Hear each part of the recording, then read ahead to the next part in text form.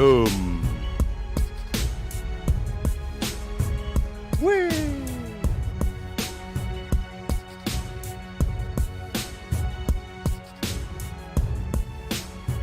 Oh yeah.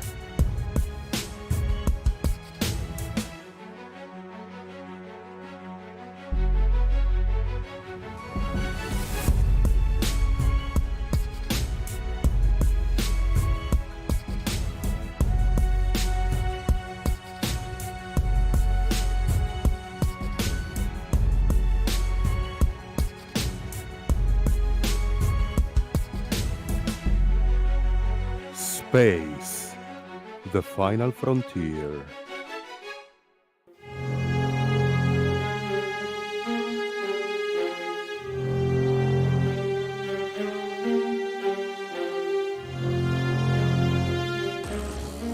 The future is now.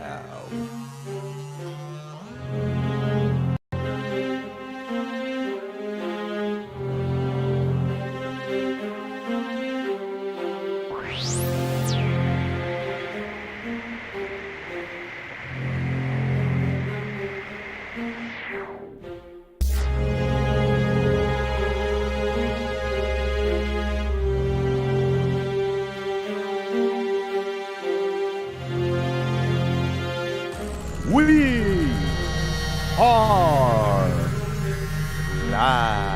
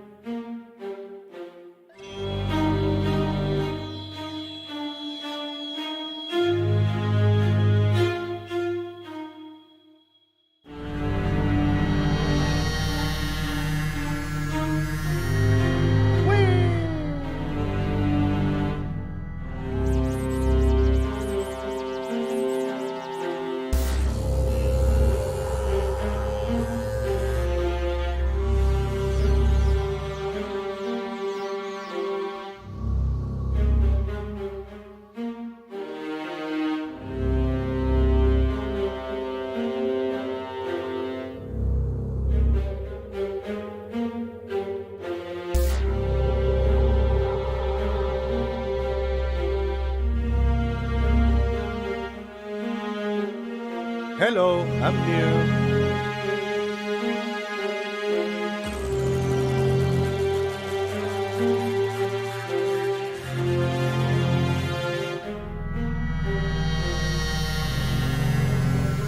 Are we ready?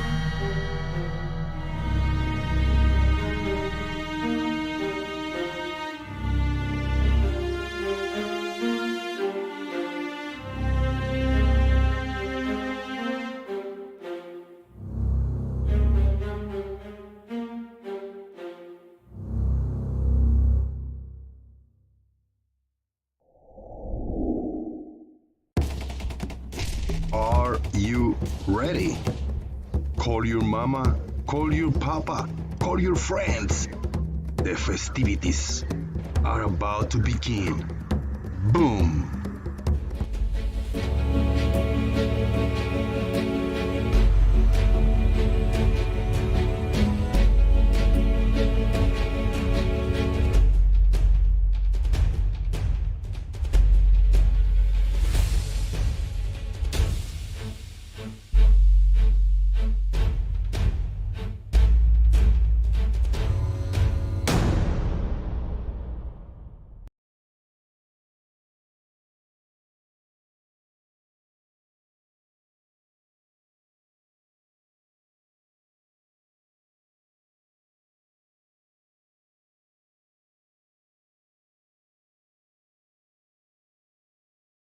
Are you ready? Call your mama, call your papa, and call your friends. Because the festivities are about to begin. This is Jose JG Boom, coming to you via the interwebs in Florida, USA, to the YouTube universe. Happy to be here on a Tuesday, July 19th of 2022. Happy, happy, happy. Even with a haircut, look at the lineup. Perfect, man. Oh, I got the non-existent hairline. Shout out to everybody. Thank you for being over here on YouTube Universe. We're going to talk about space today and space exploration, mostly about the ISS and things that have happened within the past 20 plus years. So we're going to talk from the late 90s to now, what have happened, the development that we have had. We're going to share some video clips and some good stuff and pictures and photos. And hopefully we have a lot of people joining in the Discord server, the Daily Boom. He say and she say, just to finish the debate, right? He say that and she say that. All right.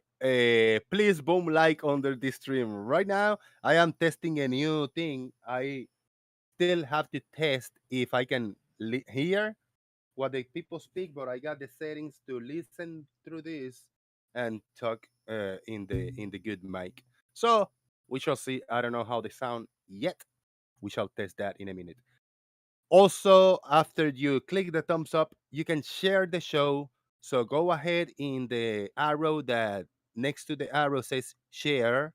You click in there, you copy the link, and then that link you can paste it somewhere around in the Discord servers or the Twitters and click it, copy paste, copy paste. Ask Gary how to do the copy paste if you got any question or problems, and he'll be able to help you in copy paste issues. But you can share the show, and also you can help a brother out and help the Jose JG Boom channel via Super Chat or PayPal.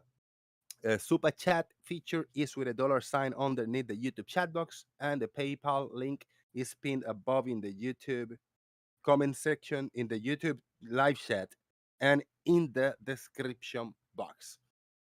We are joined in the YouTube chat box by my mom bakes cakes.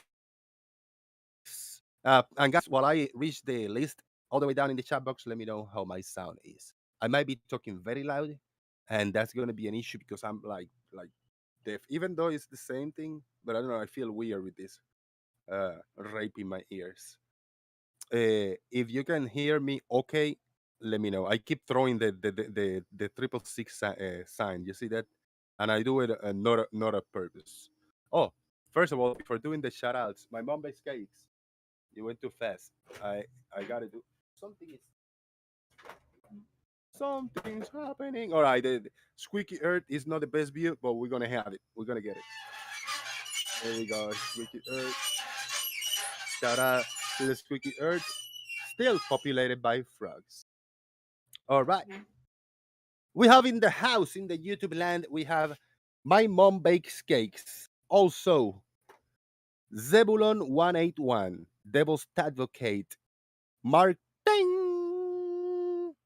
Charlie Welsh, Mr. Victory's Radio, Citizen 9, Kuso PR1, Fred Bailey, and Real Cygnus. Thank you very much for being in the YouTube over here. Stay active, have fun, troll responsibly. You can throw your swearing words and have fun. Just have fun. Do everything that you have to do to entertain yourself. Just no personal attacks. Don't bring family members. Don't bring anybody from the outside. We are dealing with each other here. Let's stick to it. Let's not bring anybody from their family. Let's not bring any diagnostic about the mind and the mental state of the people, because we are not doctors. We are nobody to diagnose people. If you are a doctor and you think that you have the right to diagnose uh, a participant of the channel, as for in the YouTube chat box or in the voice chat, don't do it. Don't do it. I am not allowing you, even if you're a doctor and you got the credentials to diagnose somebody mentally, don't do it. Go to other channel where they talk health issues, and you do it over there. All right. Have fun. Have fun. Shout out in the VC in the voice chat to Chaik is the only one in the house right now. There's another person, but when that person undeafen himself and he's ready to talk, we'll introduce him. Chaik, how you doing, man? Hello, Jose. Everything is all right. Thank you. Very good, and I can hear you via my devices, so it's good. Appreciate it. Thank you so much, man. We're gonna go straight to business, man. But, Uh, I go ahead. were those recommended by Jeremy? Those what?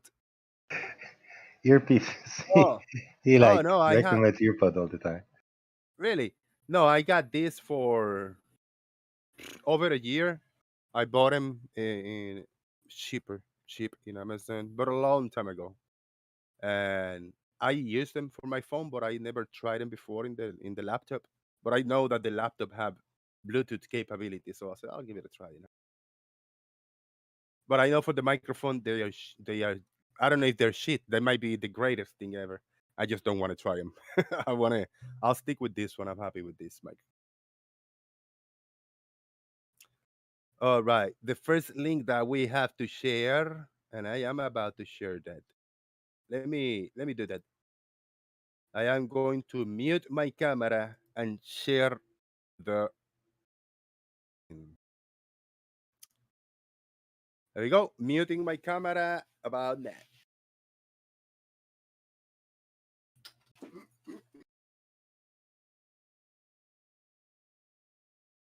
Click. And it is shared for the YouTube land. Now the video is shared for the YouTube universe land. And we're gonna take a little look over here. Chike, if you want to watch my screen, I'm watching. you all set, all right? This is a video, International Space Station's video progress report from 1999. Presenting the International Space Station video progress report for July 1999, A Home in Space. I don't want to read the license film because I hope I don't get a copyright strike. So we'll pause it every few seconds or something, every 30 seconds. Here we go. Hopefully everybody can hear it, including me.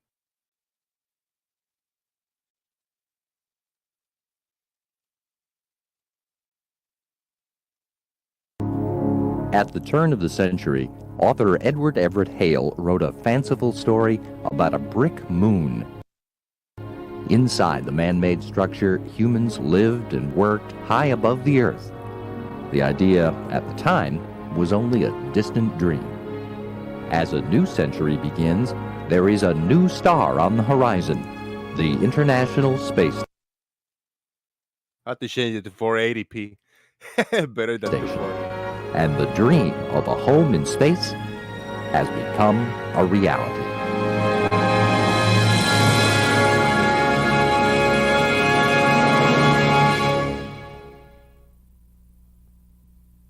The product of many nations working together, the complete space station will be a world-class laboratory where crews will put space to work, conducting science virtually free of Earth's gravity. Science that may one day lead to new discoveries in medicine, technology, and industry. The size of a football field, the International Space Station will comprise over 100 components, delivered to orbit on more than 40 spaceflights. Its construction is already underway. Good morning, Endeavour. Time to build the International Space Station. We are ready. In December of 1998, the first two pieces of the station were joined together in Earth orbit. The American-funded and Russian-built Zarya control module, which launched a few weeks earlier on a Russian Proton rocket, was grappled by the crew of the Space Shuttle Endeavour and mated with the American-made node named Unity. Houston Endeavour, we have capture of Zarya. Zarya provides the early propulsion and power for the station, and will later be used primarily as fuel storage as the station grows in size. Unity is a connecting module containing several portholes that will be the passageway to future components of the station. During the mission, astronauts Jerry Ross and Jim Newman turned Earth orbit into a construction site. conducting 3 spacewalks to connect lines of power and communication between Unity and Zarya. Construction continued inside as the crew hooked up ventilation lines.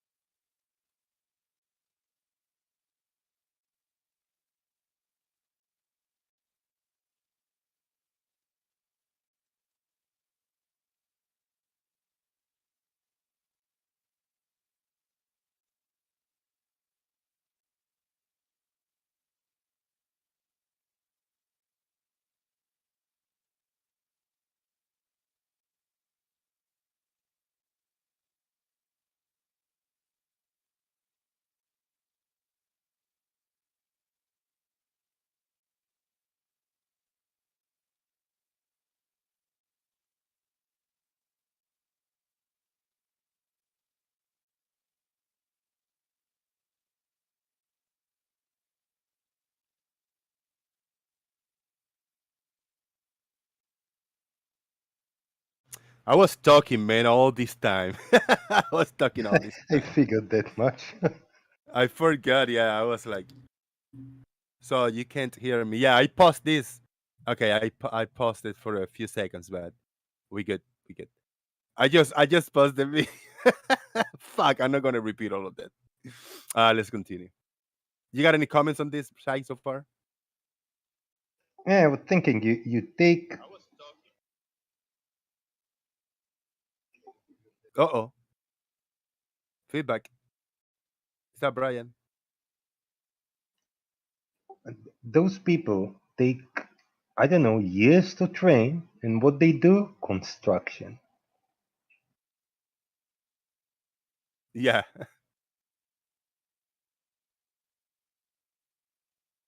Yeah, they've been out there building pretty much all the time. Yeah, it's spacewalk is, let's say, something that needs training, but inside to put the lines and lights and I don't know what. Come on. Yeah.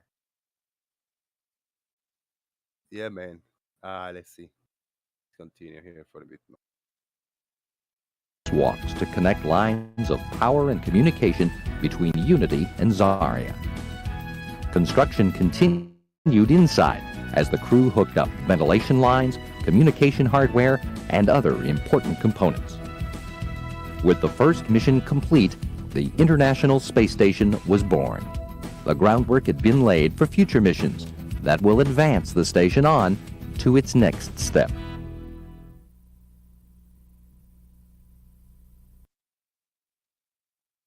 Predictions. What would be the next step? Making the space station a home. What does that mean? Is that the next step?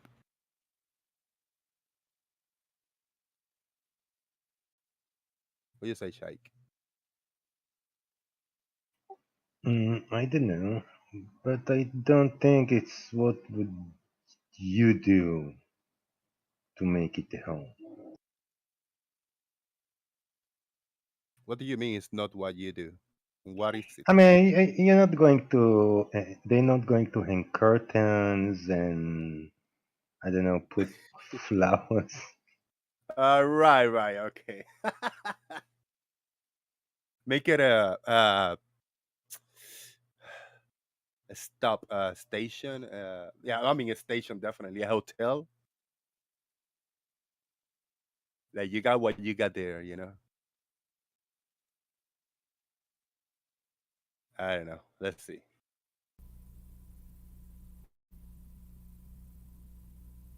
As flight controllers monitored the space station's progress from the ground, another shuttle mission prepared for launch. While the first mission was primarily for assembly, this second crew had an equally important task: bring the newly assembled station one step closer to being a home.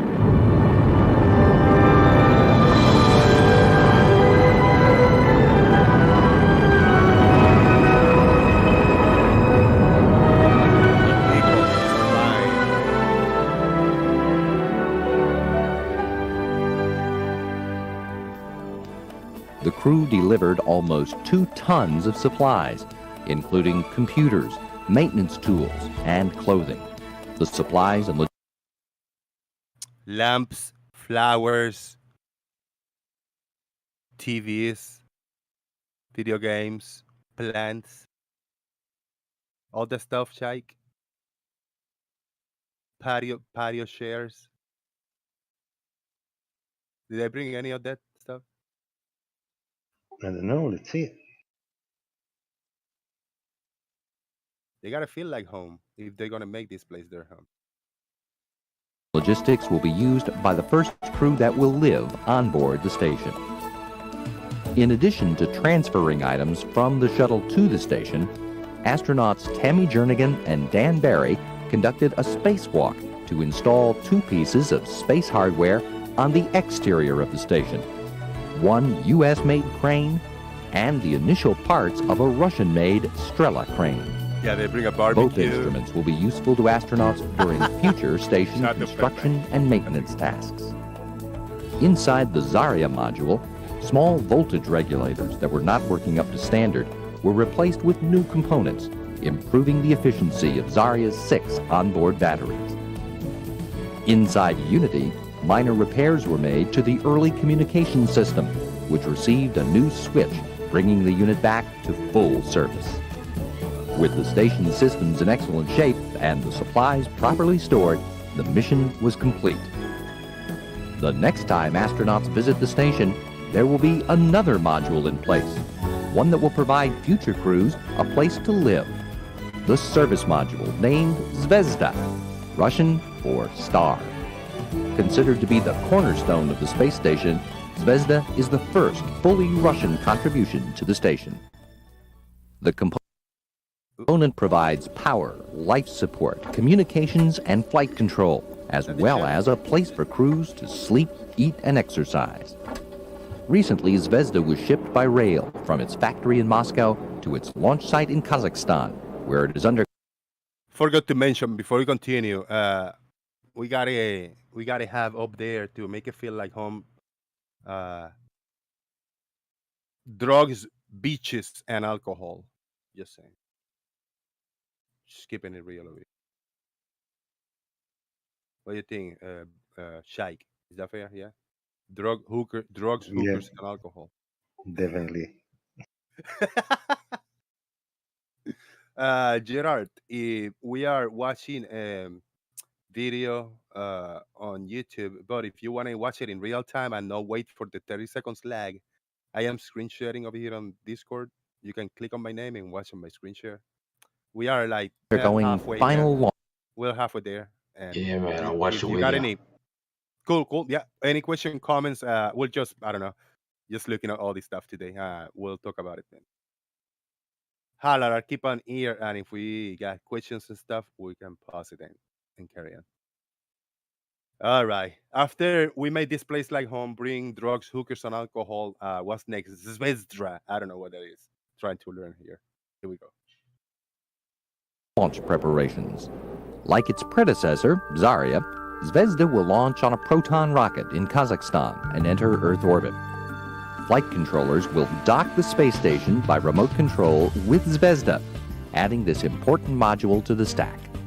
Shortly afterward, another space shuttle will dock with the station, bringing more supplies and outfitting Zvezda. This will be followed by another shuttle mission, which will deliver new station hardware, the backbone for what will be the football field length truss structure. This Now, why are we doing this? Why are we doing these animations? Because I think it's as easy as this is their plans for the future, and they can imagine how it's going to look like because they already got this piece. They say, all right, so we are planning on doing this. This is what we're going to do, and we're going to do that. They cannot show that in real time, in real life, because they haven't done it. So they show I call it a cartoons, and I know people got offended, but I'm just going to keep calling them cartoons, even though if it's computer generated, it's a demonstration or whatever you want to call it. You agree, Shaik, with me? Correct. It doesn't exist. I don't know. Is it Yeah, yeah. cartoon? This hasn't been done yet. Yeah, this by that time they did this video, these things they haven't done it yet, so they are unable to present it in reality. Okay. Yeah, so they say this is the next step is to bring this and hook that and bring these tools and bring these devices. That's what they're presenting. That's why they are presenting this animations. Z1 truss will ride into orbit in the payload bay, along We with will a do third pressurized mating adapter, We will do identical to this. those on the Unity module. Both of those components are already at Kennedy Space Center's Space Station Processing Facility, being readied for launch. Once these two components are in place, the station will be ready for its first crew. Expedition 1 is led by American astronaut Bill Shepard, a three-time spaceflight veteran. He is joined by flight engineer Sergei Krikalev, a Russian cosmonaut who returns to the station after his involvement with the first assembly mission, and Soyuz commander Yuri Gidzenko, a Russian cosmonaut. Expedition 1 will launch on a Russian Soyuz rocket from Kazakhstan and dock with the expanded space station, beginning a permanent human presence in space. The three-person crew will continue the construction of the station from on board, and during their stay, will see the station grow in size and power. One of the largest components delivered during Expedition 1's stay will be the U.S. laboratory, Destiny. The size of the school bus, Destiny is the centerpiece for future scientific activity on the station and is already undergoing launch preparations at the Kennedy Space Center in Florida. The Expedition 1 crew have been training in both the United States and Russia, learning every aspect of their mission, from their flight on board the Soyuz to their life on board the station. Also in training are the next round of station crews and shuttle crews, who continue to prepare for their missions to either live on board or assemble the station. All right. Comments and thoughts on this training facility.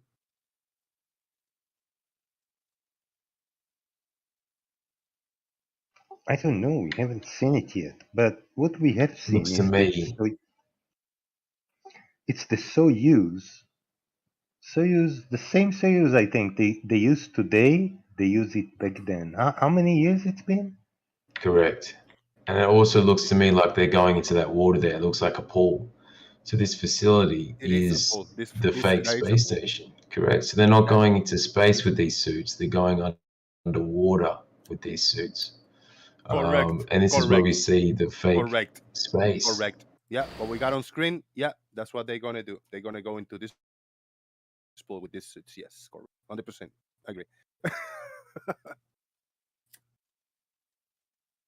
Yeah, they're going in a pool, and they got these suits, and these suits are going in the pool, and these suits are not going to space. Yes. Nothing to disagree about that. Shaik, you agree with me? I'm not sure. I'm not sure. It may be a helium that. Oh, never mind.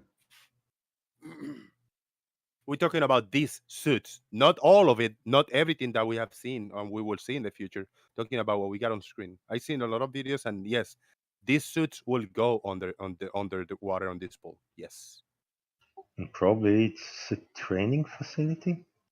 it is a training facility. It is.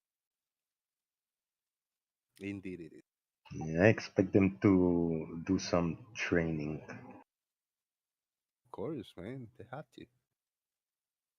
All right. Prepare for their missions to either live on board or assemble the station.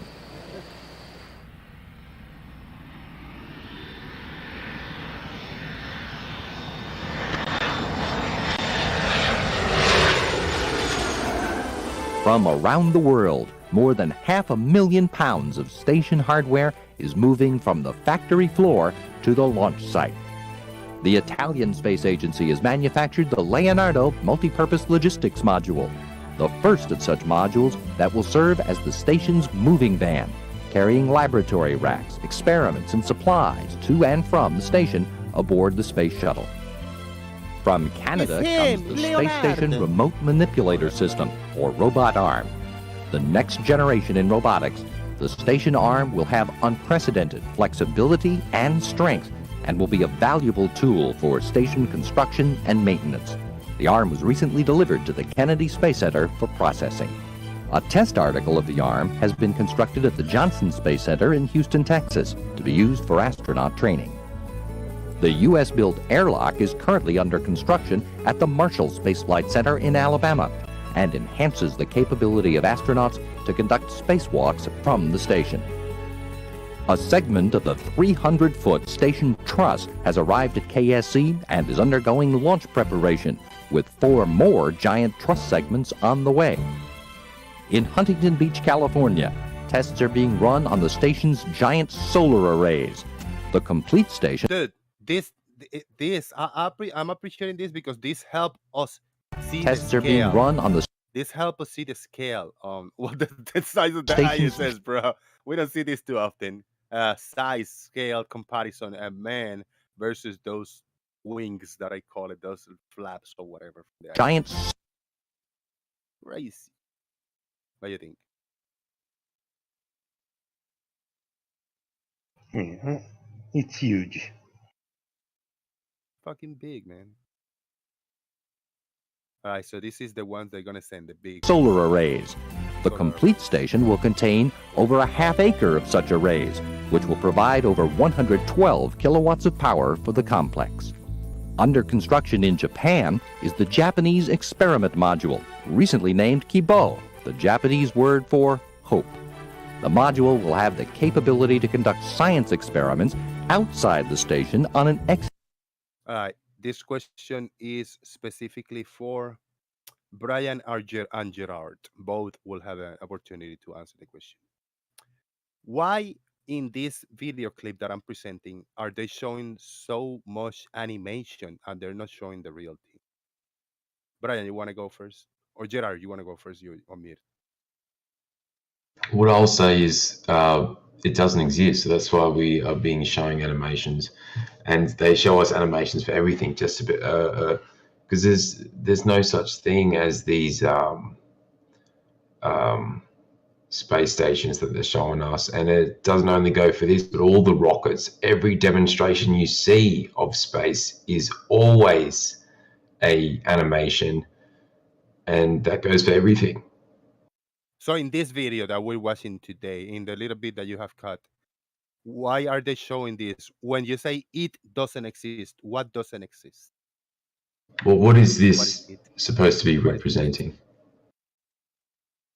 Oh, when you're listening, this is a I joined part late. of the this is a part of the Japanese model thing that will be sent up and assembled in the main body of the ISS. Well, yeah, exactly. If they say will, how long ago were they saying this is going to happen? And have you This is guys from ever seen 1999. footage? No, This is okay. from 1999, and by the time that they uploaded this video, that hadn't happened yet. There you go. That's why If the answer to why are they showing all of these animations in this video that we're watching today, the animations that they are showing is things that will happen. Remember the time they did the video. and when did they say it? I didn't feel the urge to go, oh, now I have to find a video when they show when it's already assembled. All of there's footage of the assembly, all of it. I didn't feel the urge. I just wanted to show this. So All right. Well, if they have a video of this in space, it'd be a good shot, wouldn't it? all of the modern videos from the ISS today show that part because it's there. You think so? I've never seen that I footage. know so, yes. And Yeah, I've you only seen a flat horizon from the ISS. And the ISS is actually in low Earth orbit. So if this is real, I'd love to see real footage of it. But Oh, it is real, and you will see it. All right, we got 1 Okay. minute to go. 1 minute and a few seconds. No to worries. finish. exterior platform. Kibo will have its own robot arm to assist in the scientific activities. From the European Space Agency is the Columbus Attached Pressurized Module, which expands the station's capability for science. Recently, at the Kennedy Space Center's Space Station Processing Facility in Florida, tests have begun on station components scheduled for launch within the next year. The station parts are connected by cables to verify that they work together well, looking ahead to the day when the components will be joined together for real in space, forming the International Space Station.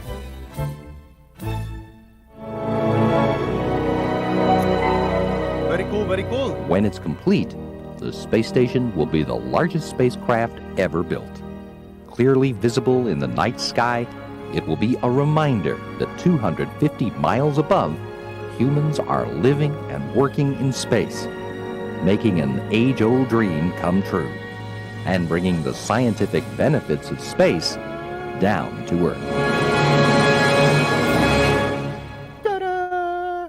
Right on top of that, I got one image of that part that we're showing in the animation. This is a more recent photograph, and it is already. This is the real deal. It's up. This is no animation. This is a real photograph of the part that was in the animation. Gerard, your thoughts?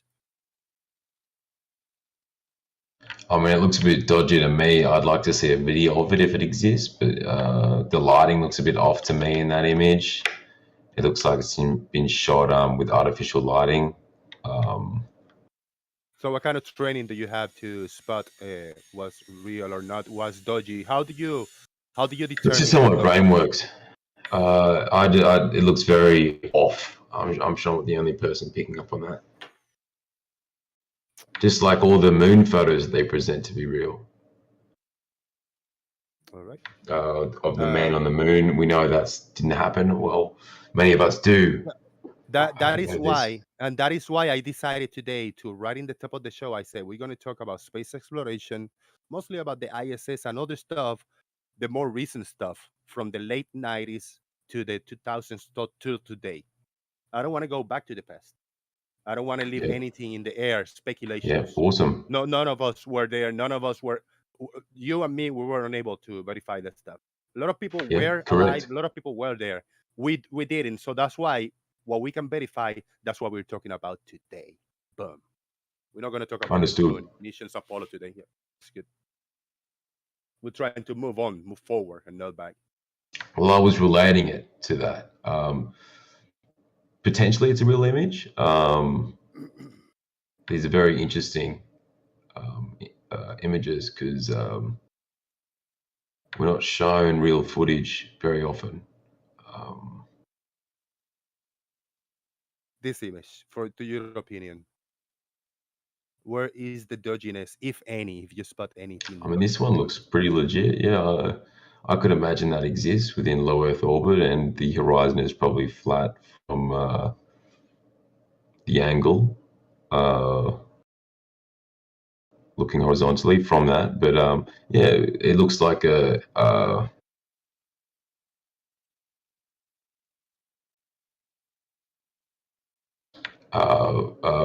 solar panel in the sky. That's the word I was looking for. So yeah, sure, that could exist. And I'm sure orbit does exist. All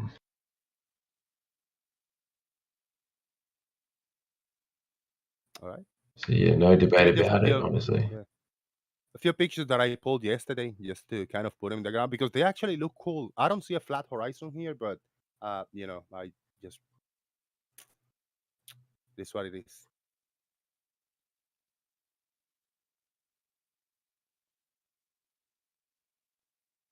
Yeah, I mean, it looks interesting, doesn't it? Legit. It looks legit, right? I mean, it does. I mean, I don't see anything wrong about this. Very high altitude, man-made device that has been put up there. Why does it have to be 10, 20, 50 miles away? Why can't it be 250 miles away? Nothing wrong with that. It's possible, dude. Humans are beasts on pushing their limits, 250 miles away is really not that far.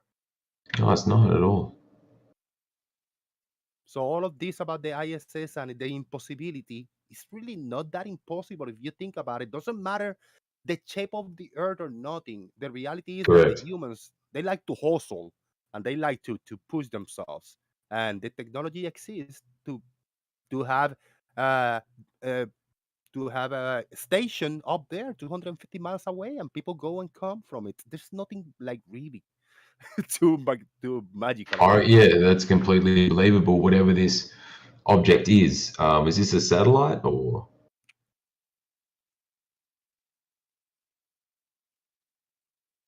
Referring to the image, whatever this thing is, it's real, probably.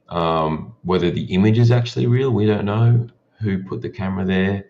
But what we do know is that horizon is not real. We know the horizon is always level and flat. And I've seen But you leaked know, footage, w- photographic evidence from the ISS showing a flat horizon. when you say Again, we can it's a regard this as commitment. opinions. Yeah, exactly. We can Uh, regard this as opinions, but in regards to that object being 250 miles away, as you say, completely understandable and believable. The humans are capable of just about anything Correct. outside of certain parameters and what we can do with the body, and uh, How about this image that we got here? This is an awesome image, bro. Recognize this? This is the Himalayas. This some of these peaks are thousands of feet high.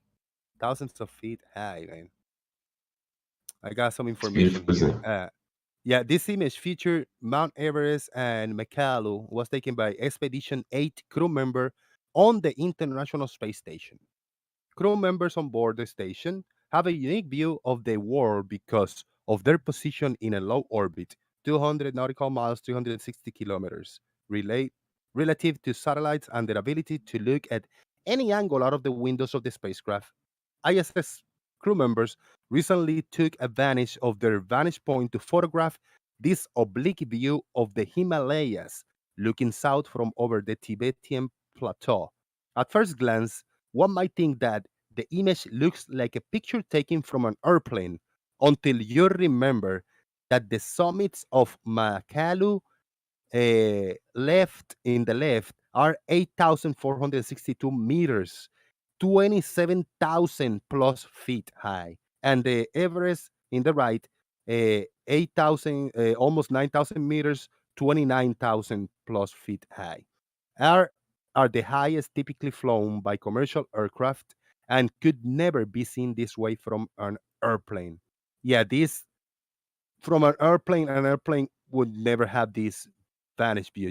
The highest peaks in the left are almost as the high that the airplanes regularly fly. So if you got an airplane flying an extra 1,000 feet, a few thousand feet, you're never gonna get this view. What do you think, man? It actually looks cool, right?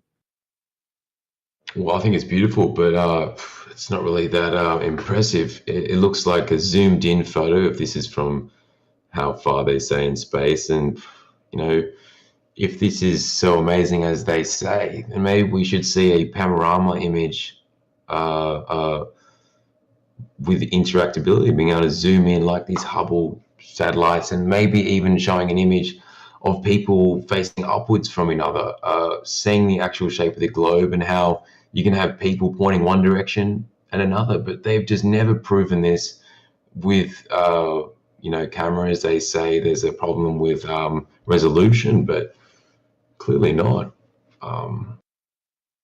Do you get my point here? Like, this is an amazing photo, don't get me wrong, but I don't think it proves much really, other than what of course is possible. We know, of course, a bloke Other can than, take a pic like that. yeah, other than it has been taken from a very high altitude man-made device. Yeah, and a hot air balloon can probably go that high and take a photo like that. Like I say, I'd love to see a panorama image. I'd like to see better resolution. I'd like to see more proof that they're in space. Shaik, pronon. I wonder, can you define for us which resolution will satisfy you? Like a resolution that they have in the James Webb Telescope, recent images. And we're talking resolution where you can zoom in and see stars. I don't know what pixel density we're seeing coming out of these images, but we're seeing crazy. Yeah, resolution, give it to me in pixels per meter. You tell me, mate. Like I was referring to again, the James Webb photographs, Well, we have the recent satellites. from the telescopes. And we should be able to see a camera like that, at least. Nothing, it doesn't have to be like this massive James Webb, but at least maybe they could turn the James Webb around and point it at Earth and get something you can zoom in on and see humans pointing different directions, skyscrapers, you know, you see what I'm saying? Skyscrapers facing other You're directions. kidding me? We have a satellite in orbit. It has a resolution of 250 millimeters per pixel. Get it? If you put two lights separated by 25 centimeters, you will see two lights from space. Not a skyscraper. Well, I don't know if you've seen the You could recent. see two cats on Earth. Yeah, but we're looking at something crazy here. We're looking at something different, and we've seen what cameras are capable of. And I just don't think this cuts it for 2022 technology. That's simply put. That's not about technology. Astronauts cannot carry a 6 meter Correct. lens, right? Because It's yes, not able to do it. It'll get 80 millimeter lens maximum, which has resolution of about 1.5 arc second. That's it. correct. So they can't take really good cameras with good resolution into space because there's actually strict protocol into what they can bring into the space station. So the only cameras that they're actually giving them are GoPro cameras. No one's sneaking in cameras. No one's taking a cheeky pic.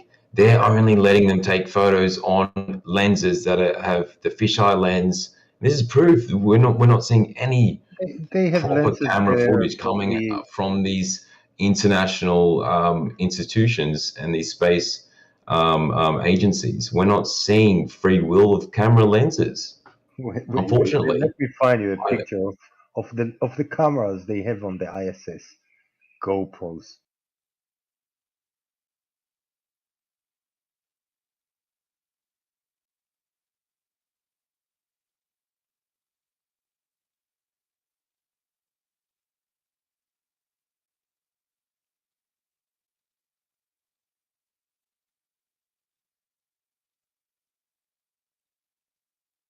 At the end of the day, that's what we're seeing here, unfortunately. I'm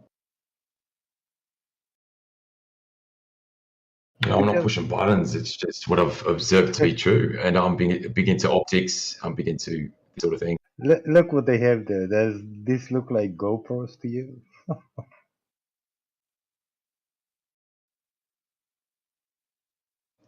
I'd love to see photos from this. I really would. This looks like a complete joke to me. I love to know when that photo was taken. Probably 1995 or something like that. So they may only have better now. So when you want to see do you want to see a photo taken with one of those cameras? You're welcome, man. Right there. And it's old. Now they got better lenses, better camera. They can get a better, higher quality picture of this. Oh man, the same picture of the mountain range that I was showing.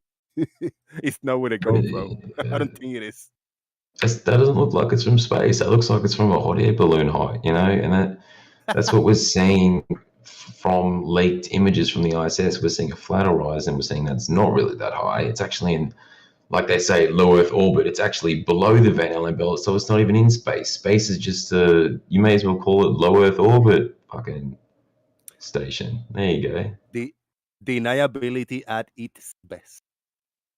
But it's okay. Yeah, we're looking at information here, so we gotta come to a conclusion. Exactly. I got a very interesting video clip that I found actually, and this one let me scratch my head a little bit. And I think the people that from the ISS that took this video, they were also scratching their heads when a phenomena was taking place about some clouds, and this is actually very, very interesting. If you guys are watching my screen share, I appreciate it.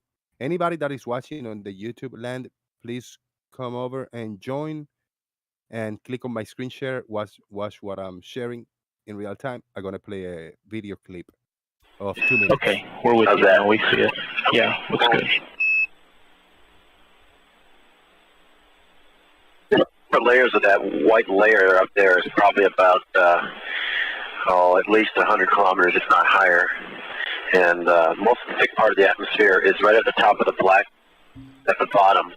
See a couple of thin, sort of reddish, orangish layers, and that's where you'll sometimes see thunderhead tops right in there. So all of these clouds are sort of at least a factor of 5 higher than any normal clouds.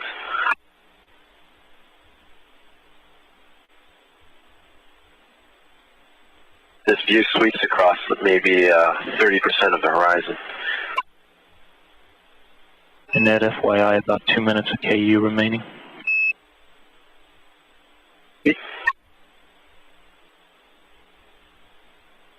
Isn't this something? It's like a patch of clouds 5 times like higher than the regular clouds should be on Earth. I think this is a phenomena created by crystal ice type of thing. Yeah, it's a pretty spectacular looking sight. We've been seeing this over northern Europe for the last couple of days.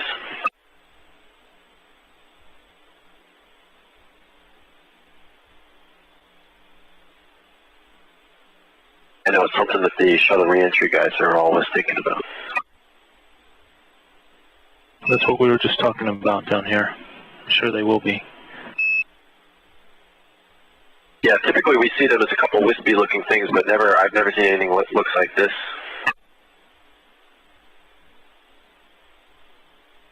Interesting, right? Now We'll make sure that those guys get a copy of this video. This was taken on July 28, 2003. From Expedition 7, NASA ISS Science Officer EDLU captured this video of Noctilucent clouds from the International Space Station. Scientists are intrigued by the phenomenon because the clouds, which are made up tiny ice crystals, are extremely high in the atmosphere. Interesting, right? I mean, just to say the least. Okay, we're with. What do you guys think? Chai, you seen this before? It's high clouds pronon. Or not Chai, can go for it. Brian Mabbitt would say it's an optical illusion. I wonder, how did the ice get there so high? How did water get there? Well, how do you know it's what they're telling you it is? Right? Well, I don't know really, but we can look it up. I'm going So to where they share record the this? link. I'm going to share the link to this video. It looks This a is bit like recorded from the ISS. Yeah, it looks like the Aurora Borealis and the lights that we see come out of the poles. We see these beautiful lights, and that's what I think we're seeing here in the atmosphere. So first, those lights are in the north. You don't see. Allegedly, they're down the south as well. I personally south, even yes, but yeah, behind the the 67 or 70 parallel south, they're very north.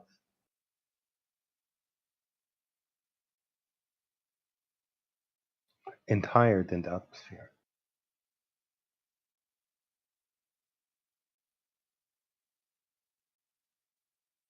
How about that?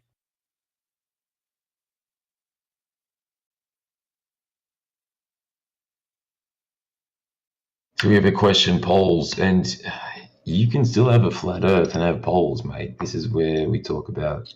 I spoke about it earlier multiple times. Double toroid and magnetism, but what we're seeing here is supernatural phenomenon, and we say that all the time, especially in what they call space and the connection with space that we have. And like we see now recorded in the footage, it's just another fake animation of a shuttle. Okay. What we are watching on screen right now, this will be the crew aboard the International Space Station capturing a video of the space shuttle Endeavour and is performing a rendezvous pitch maneuver alongside the ISS. The RPM, also referred as a flip, allows the station crew to inspect the shuttle for any damage that might have occurred in the flight. And I got it in 3 times speed. This is real just footage. kind of in Looks the fake to background. me. I have already read that this video is taken from the International Space Station, recorded from the International Space Station. Yes, as a Wow. visual inspection. Yeah, before these docks, before this shuttle is gonna dock to the ISS, it's gonna join it, so they can bring stuff. And yeah, there you go. They made it look really fucking fake, didn't they? They didn't make it look like anything. They just recorded what was happening. They just recorded through the window, and they recorded this, and they are presenting it to us. Happy they're presenting us There you something. go. They didn't even have to do this, but it's cool that they, you know, give us the layman something to look at.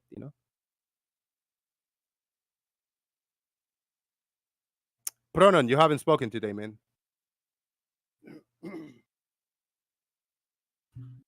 Jake.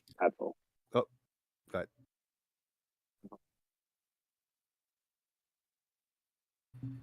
Chike, this is what they give. This is what they give you, and this is what they show you. Gerard said. Well, yeah. Well, what's the problem?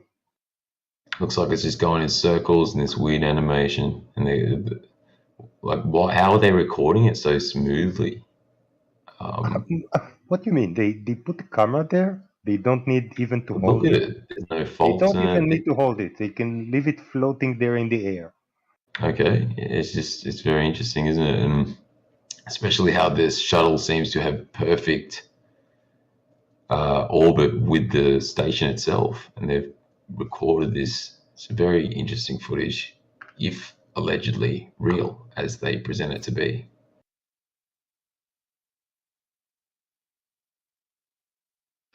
In fact, it is quite amazing because they're docking at, I think, with the this little hole at the front. So that should be pretty difficult because any tilt of the station or the of the shuttle will break it.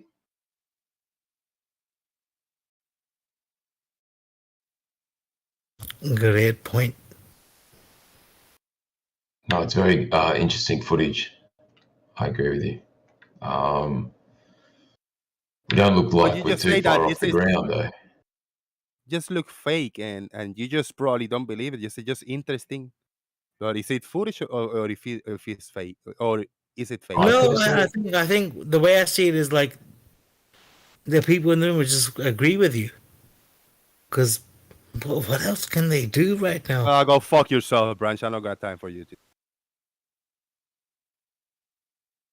well, I don't know who's posting this footage, but I am. sorry, but you posted this footage. Do we know the source? Sorry, my instant intuition. I'm very reliant on intuition. So are many of us flat earthers and whatnot. And to me, that looks like it's been doctored with very suspicious footage, but Of course at you the same do. time, interesting. Well, of course, yeah. But if it's real, it's. I mean, it's possible because, like I said about my points about the ISS itself, it's not even that far off the ground. All right, let's look at another one. How about now? Boom! This is great. Look at that. The International Space. Now we got a view from the other side. Now we are recording the ISS from the one of those shuttles that we just saw. That video that we were watching was taken from the ISS, looking down to the shuttle. Now this video is from the shuttle looking at the ISS. Not necessarily from the same angle, the same shuttle, but is what's going on. Who recorded the ISS? Well, the shuttle that was shown, one of those type of shuttles. So there you go. And I'm gonna put Potentially. it in 3 times speed, and we're gonna play because it's 10 minutes. There you go. Wanted to see the ISS from the window. There you go. Shike. Gerard is gonna say it's fake, just off the gate. He doesn't even have to think about it. It doesn't look real at all, does it? If it were real, you'd see meteors and other Chinese satellites and just random satellites going around. This is, come on, man. Something about this is really funny to me. To stay in orbit, everything in that elevation should move at the same speed. So why should you see anything if it's not near you?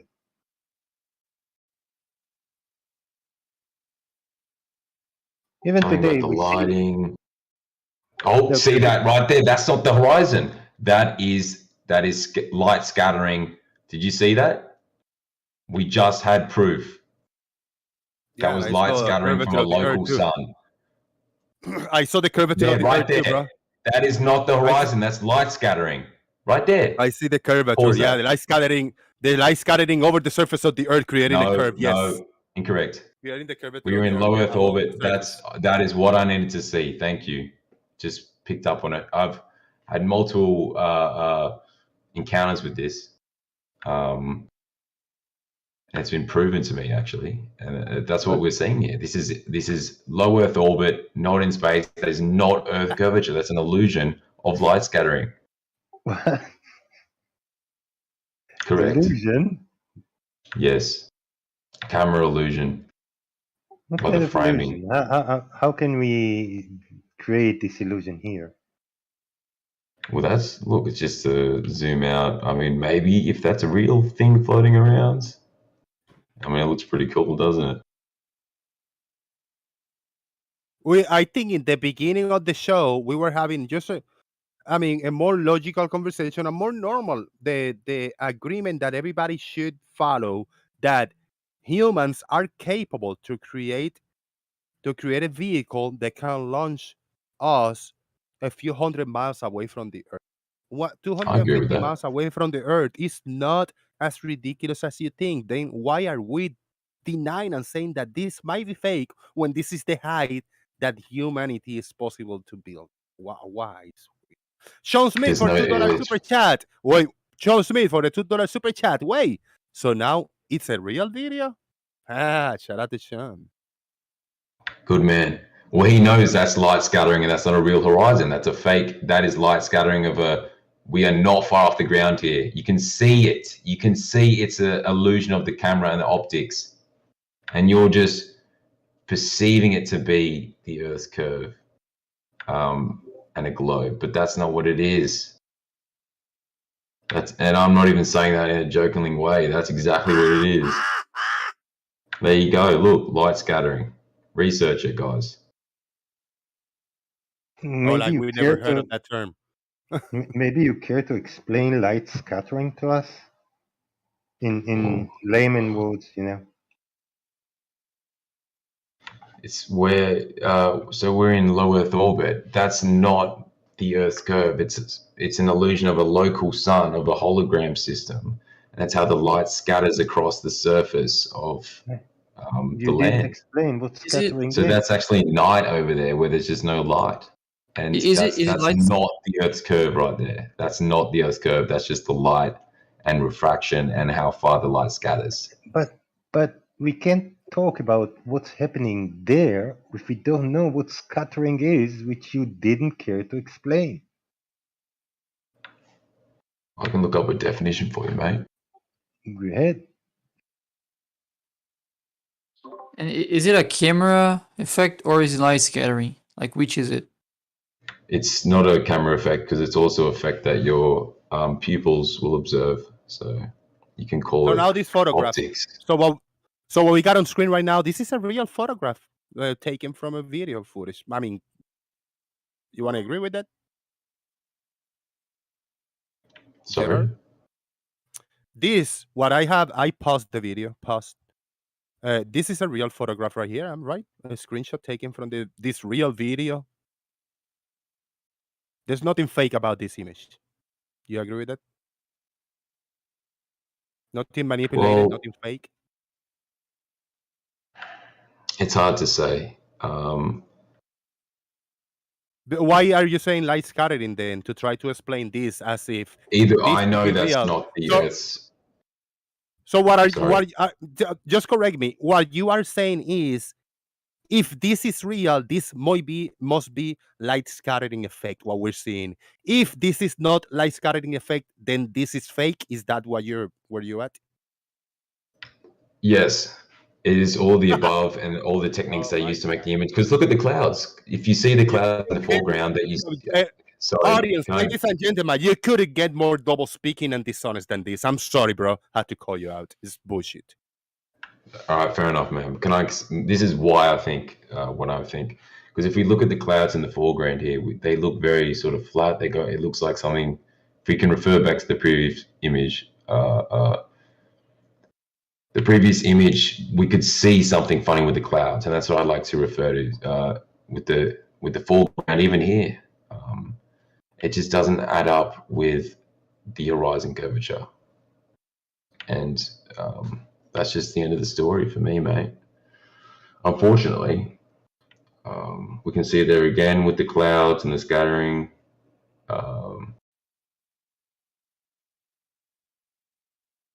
Yeah, it's crazy what you can do with cameras and optical illusions. Yeah.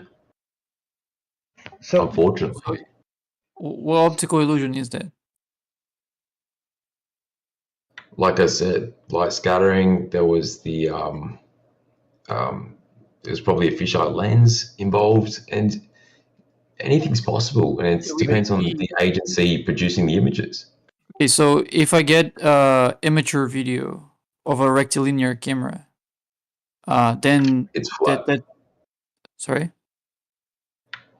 Yes, I've seen leaked images from the ISS from a regular camera, and the horizon is flat.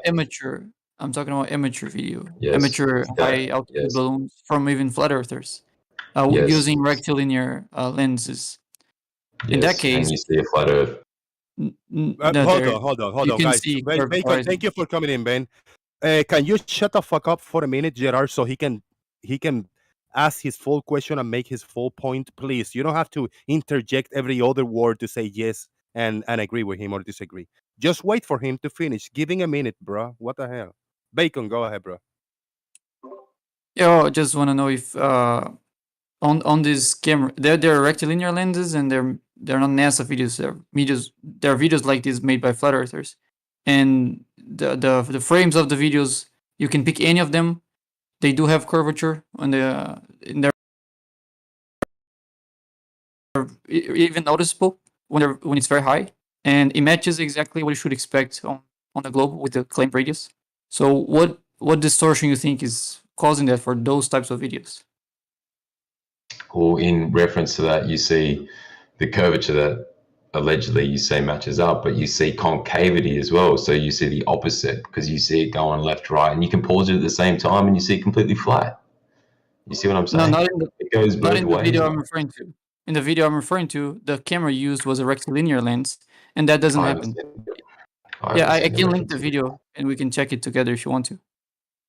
Link it, bro. Do you understand my point? Like, sorry, I didn't mean to say yes, this and that, but it's only because I know that the reason so many of us know the Earth to be flat is because of this amateur footage from balloons, and we've seen exactly what you're describing. So, sorry.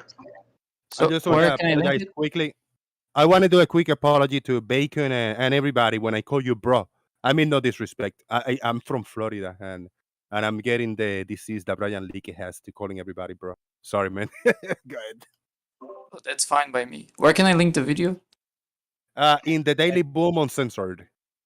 Jose, can you show the last picture of ISS you had there? The big ISS with the. Let's see. Just before the end, I guess. Yeah, I have to. Oh, come on. Let me know which one. This one? No. It was big, like to all its glory, side to side. This one is good too, but the other one was more perfect. Let me see. Forward? That one. That's right it. there. Yeah. Right. So you say this curve is caused by a fisheye lens? I would say so, yeah. It's probably a composite image as well. Now it's a composite image as well. Yeah. So I why mean, do or we it's need it? light scattering. We need I don't it. know exactly what it is. I'm not an expert on the footage being produced, but I can tell you why or how they've come to that final form of, uh, I don't know. you I know. see perfect straight line of the ISS, and only the I Earth see is that curved. too. That's why. It cannot be the lens. All right, let's first of all, I just want to welcome is the 1 hour mark. I want to thanks everybody for checking in the YouTube live show today in the live stream, and thank you everybody for also coming in the Discord in the voice chat. Without you guys, I wouldn't have a long, entertaining show like we have had so far. So thank you everybody Yeah. for coming in. Shout out to everybody in the YouTube land. Hit the like if you haven't done so. Share the show and give me money. There's a PayPal and a super chat that you can use. Shout out to everybody over here in the Discord call. And Bacon, dude, this is a 2+ hours video. Do you have a timestamp? Because Yeah, I'm not going to you can scroll grab through all. any frame past the half of the video. Then the balloon is going to be very high. And I didn't check just the ones that look curved. I just picked many different frames of this video to compare against the glow prediction, and all of them matched. It's not that Just a it's random ones. curving down because of the lens, because it all matches in every frame. Well, I've seen this footage as well, actually, many months ago. But yeah, we can try and You've see the seen it all. frames. You've seen it all. Yeah, we can try and see if we see an Earth curve frame, a concave frame, and a flat frame. And I reckon you'll be able to find all three. Yeah, I Uh, looked for all of them. I only found convex ones. And not only convex, but this video gives you the information of the camera and the altitude and the focal length. You can use all those three to make an accurate prediction on how the frame should look like. And that's what I'm telling you I did. And all of them match the glow prediction. a lot of data, yeah, a lot of information in it.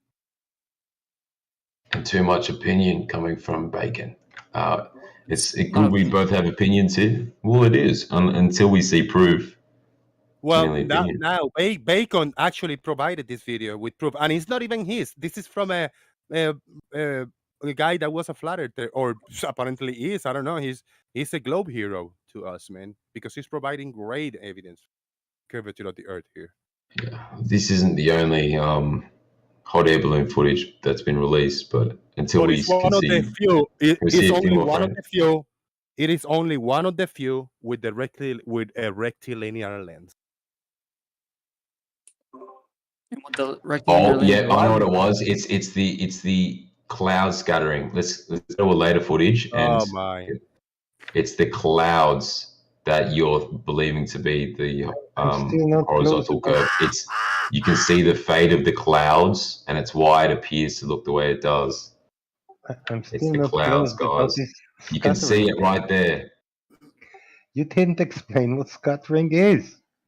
Do you know? But can you see that the horizon there with the mountain line is flat, and then there's a cloud layer above it, which is sort of faded in the distance. You can see it going further Oh, back or further forward, which appears it to be curved. That's I'll be exactly what honest. it is. But if you want to see I what the actual shape of the horizon is, it's that dark black line below that faded gray layer. There you go. There you have it, mate. It's just misinterpretation of what the horizon is. Those There are you also go, curved. clouds. All right, Clouds. You that's good. say Hold on, guys. Let me shout out a big super chat and then Bacon because Gerard just kept on going and going. So, my mom bakes cakes for a big 10 Australian dollars. Thank you very much. My mom bakes cakes.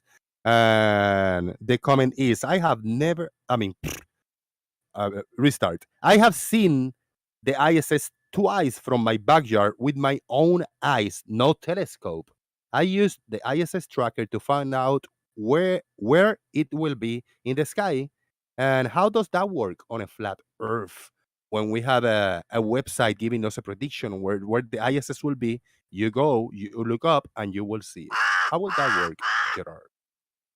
Well, no one denies orbits and that these things can be observed because it's true. I've seen telescope footage of seemingly the ISS cross the moon, and mate, no one's denying that. You don't need a Big globe for boom. orbits to be real. Big shout out to Anamorphic Mind for a $2 super chat. Hi, I'm new. Is this how super chat works? I think you're starting to get the idea now, man. Banso Bandit, what's up, man? You want to say hello to the audience? You haven't been in one of my shows in over a year now. Hey, Jose. How you going, buddy? What up? Good to What hear up, you, what man. up, what up? Hey, Welcome, Benzo. hey, Gerald. How you going, buddy? Buddy What's legend. news? Hey, what's news on this beautiful plane of ours, Jose? What have we got to share? We're hanging in there, man. I just want to welcome you personally to the Globe Cult. Gerard has already been introduced to the Globe Cult. Okay. Thank you for joining us, Banse. No, that's more than welcome, Jose. More than welcome, my friend. Shout out to Brainary. Brainary gave me 56 with an emoji who say, keep it up, lifting weights. Thank you for the 56, Brainary. I take him. Hell yeah.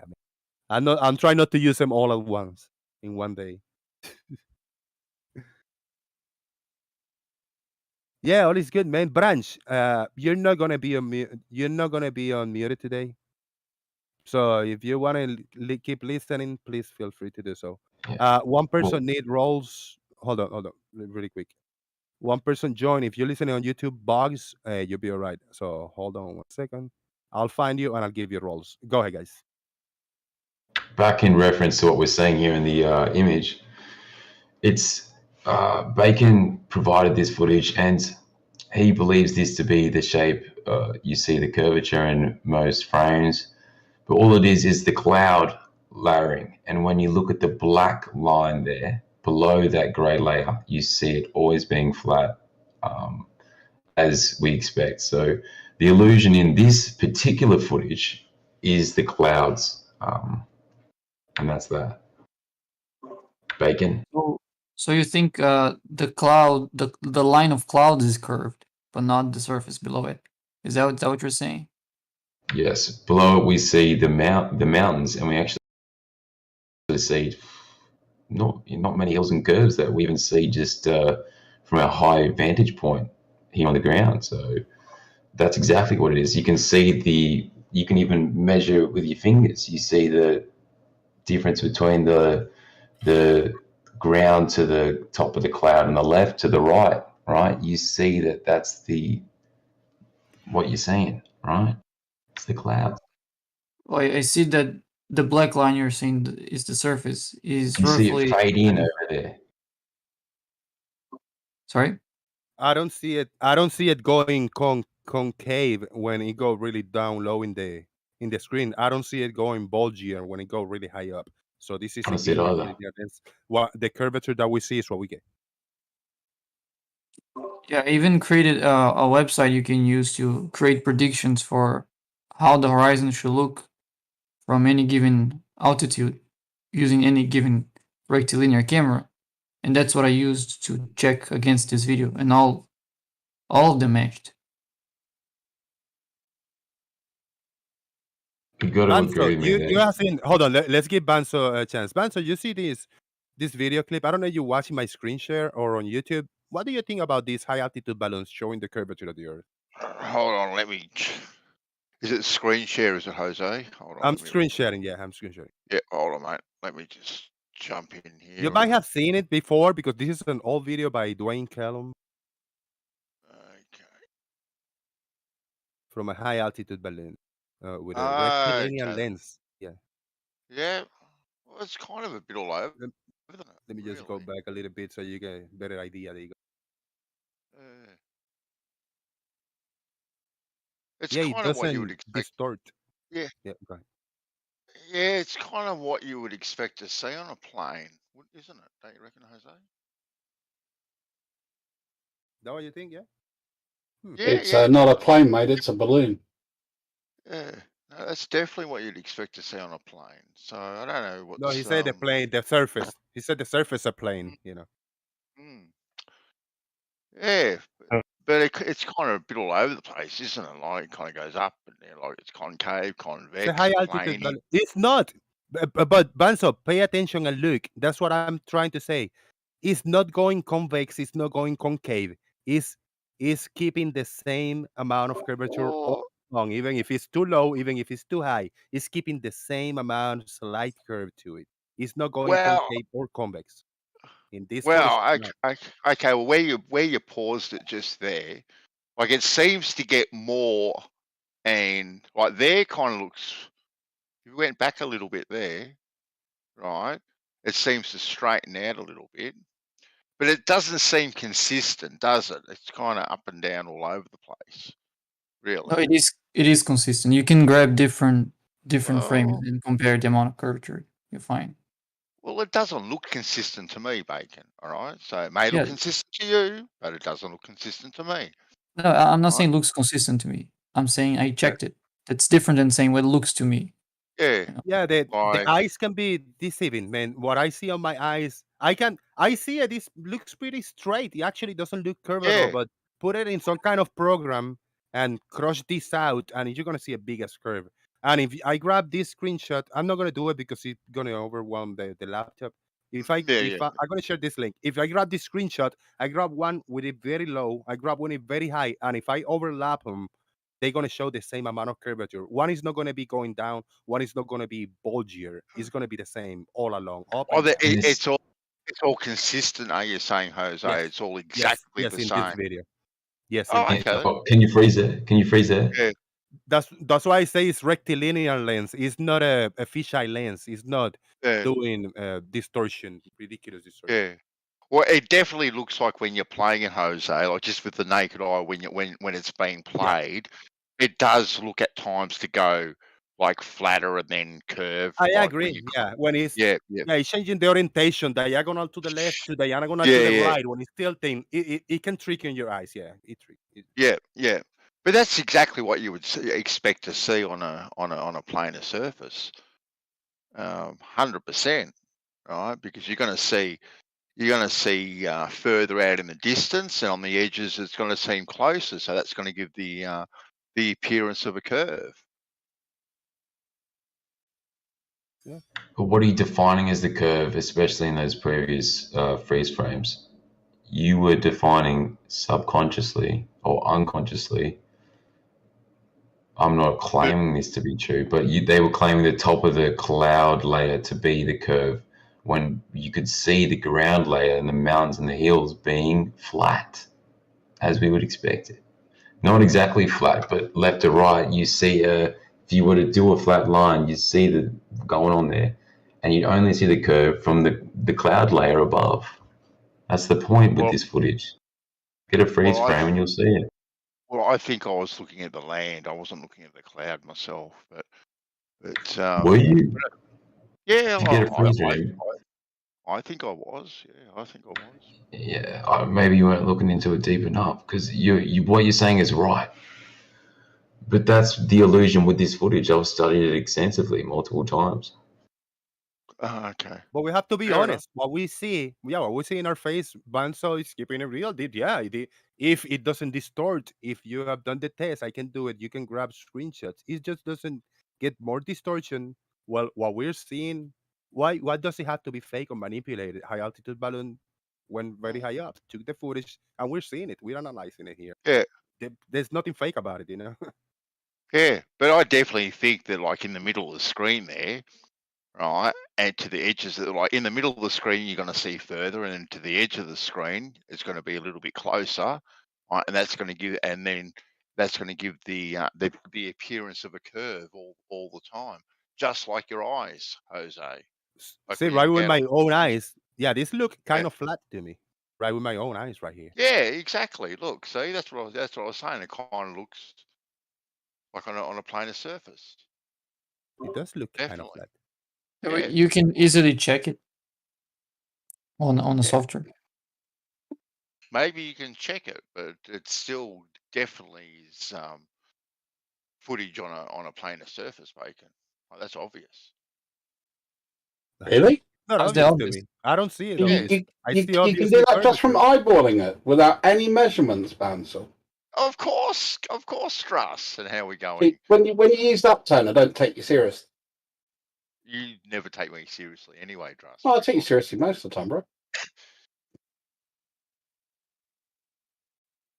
I'm gonna post a screenshot here. I'm gonna try. Yeah, This is I think. Sorry. Go ahead. No, No, I'm you just go ahead. saying, I think one of the things that's really lacking from the flat Earth argument is people coming out with ad hoc comments rather than actually taking stuff away and measuring it. Okay. And what should we be measuring there exactly? Or do I get out there? How do I get out there and measure it? Sure. So you can look for curvature within, pitch length. I don't think this is awesome information, but it's not bad. You can look to see if that's actually straight or if it's curved. You can assess different frames of the video to see if it's consistent, if it is flat or if it's curved. Not exactly rocket science. I mean, you've been in this game longer than me, Bandy. I thought you'd know what to do. Well, I would tend to think that pictures are, to me, as I've told you all along, Druss, are fairly inconclusive myself. Now, if we want to get out and measure something, which I'm all for, as you know, I'm all about measuring stuff. Let's get out and measure stuff. All right? Don't measure it on a computer screen. Let's get out. We'll pack our little lunchbox and we'll get out there and we'll measure something. Yeah. Well, it's why I've got that question that I'm sort of toting about. I'm asking Globers and I'm asking Flat Earthers pretty much the same question. Which, if think the Earth is flat, can you show me the measurements, the data you've collected? Can you tell me the tools that you used and the methodology behind it? So someone else can go and independently verify the method, the tools, and the results you're getting. That to me seems pretty logical. I ask Globe people that all the time, and they throw information at me like there's no tomorrow. I ask flat earthers, and all they want to do is change the subject. That is why I am the flat earth skeptic. Oh, well, I'm definitely about measurement, and I've proposed a measurement too, Druss, that I would like people to get behind, but it seems to be gathering little traction, to my disappointment. But hey, what do you do? If you have faith in your claim, you go and do the work. Oh, I'm not Dross spending your 10 best grand. friend forever. I am not spending 10 grand out of my own pocket, Druss, to do any measurement of the sort. No, that's where you need to get your collective. The people that support your claim should all come together. Yeah, and I totally agree with that. And I will back you on that, and I will campaign with you for that. I just want to announce I want to do a little something here, right? I just posted this in Paint 3D thing. It's not the best program, but oh well. I just want to do it in real time, a random screenshot. If you got a better screenshot that can show the contrast either lower or higher, share it. This is just the straight up image from the video clip, and I'm gonna just crush it and see. Oh wait.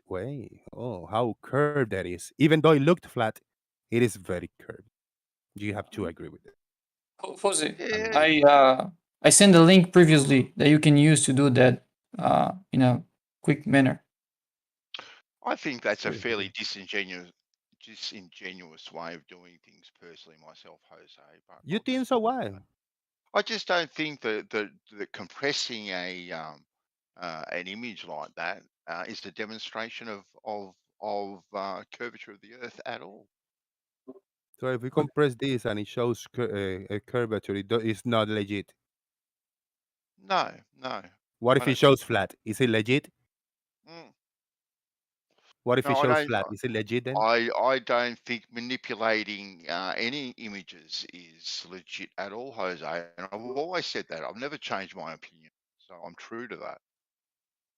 It's not manipulation, it's a test. I'm doing it in real time. I'm not manipulating it and try to lie to somebody and try to then cheat somebody and present it as the reality. I'm just doing a demonstration here in real time. I'm not calling you a liar, Jose. Don't take me wrong. I didn't call you a liar at all. Like I said, I just think it's a disingenuous test to to do that to demonstrate anything.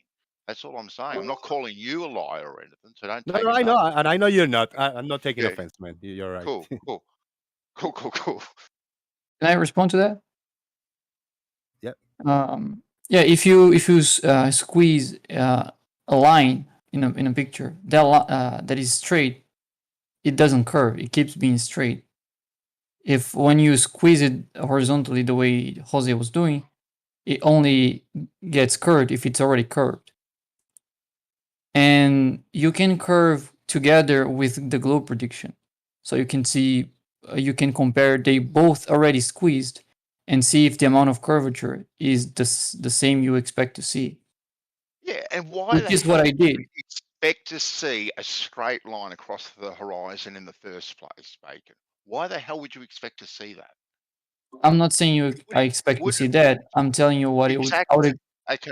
Uh, Okay, so if you wouldn't expect to see a straight line across the horizon, by compressing any image of a horizon is always going to give you every single time a curved line. No one yeah, but that's expects to see a only. perfect straight line across the horizon. No one But that's expects only to if see the horizon is already curved on the picture. And no. when I'm, yes, you cannot create a curve by compressing a straight line So on you the think on a software. so you think if you take a photo of a planar surface, that is going to be a straight line across it, do you? What I'm saying is, if the line is straight on the picture and you squeeze it the way Jose was doing, it would keep being a straight line. It's not gonna I'm not become a talking curve. about a straight line, Bacon. You know exactly what I'm talking about. So stop dodging the question. You know exactly what I'm talking about. I actually don't. Can you? You do. Can you say Well, so what am I missing here? well, if you look out at the horizon, do you expect that horizon to be perfectly straight? No, because I believe the Earth is spherical. Why would I On a expect that? planar surface, would you expect that line to be Hills and perfect? valleys. Hills and On I don't on know a how. planar surface, we wouldn't expect horizon at all. Yeah, I don't know Of what to course expect you're on right. a planar surface because a lot of things that I know about reality will have to be different for that to be the case. So I don't know what to expect in this scenario. I don't know how light will have to work for that to be the case, for example. So I don't know what to expect. But you were saying that this is how this confirms or this shows that it's flat 100%. You said that when you just Yeah, joined. And you can't exactly say that right. you can't say that it confirms 100% that it's flat if it's the same thing you would expect on a sphere. This is my point. My point isn't that this is proving a sphere, but it is what you should expect to see on a sphere. So you can't confirm it's a plane based on that evidence if Oh if no, it matches the expectations of a sphere. this is exactly what I'd expect to see on a planar surface, not on a sphere at all. I wouldn't expect to see this on a sphere. Why not? The image that I got up here is been an overlap of one of the curvature that is showing in that high altitude balloon video and an image from Google Earth, the program of Google Earth that shows the Earth as a globe, right? So it's been minimized to a certain level. They've been like overlap, and it matches perfectly with the curvature of Google Earth and the high altitude balloon with the same height. So it just Look at adds that. up, to the globe. Well, I don't know if it adds up. Right, you got to do some fancy I got it on mathematics. my screen. Get Right, that I got it on my face right now. On my face done. right now. I see the curvature of the Google Earth, and this white line represents the Dwayne column.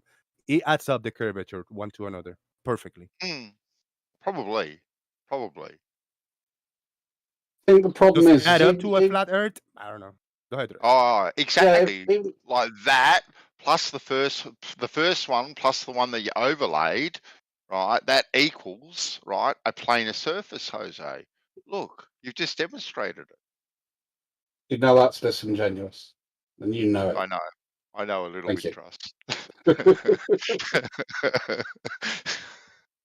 But you are one of the flat earthers I respect because you actually don't mean disingenuous, so I respect you for that.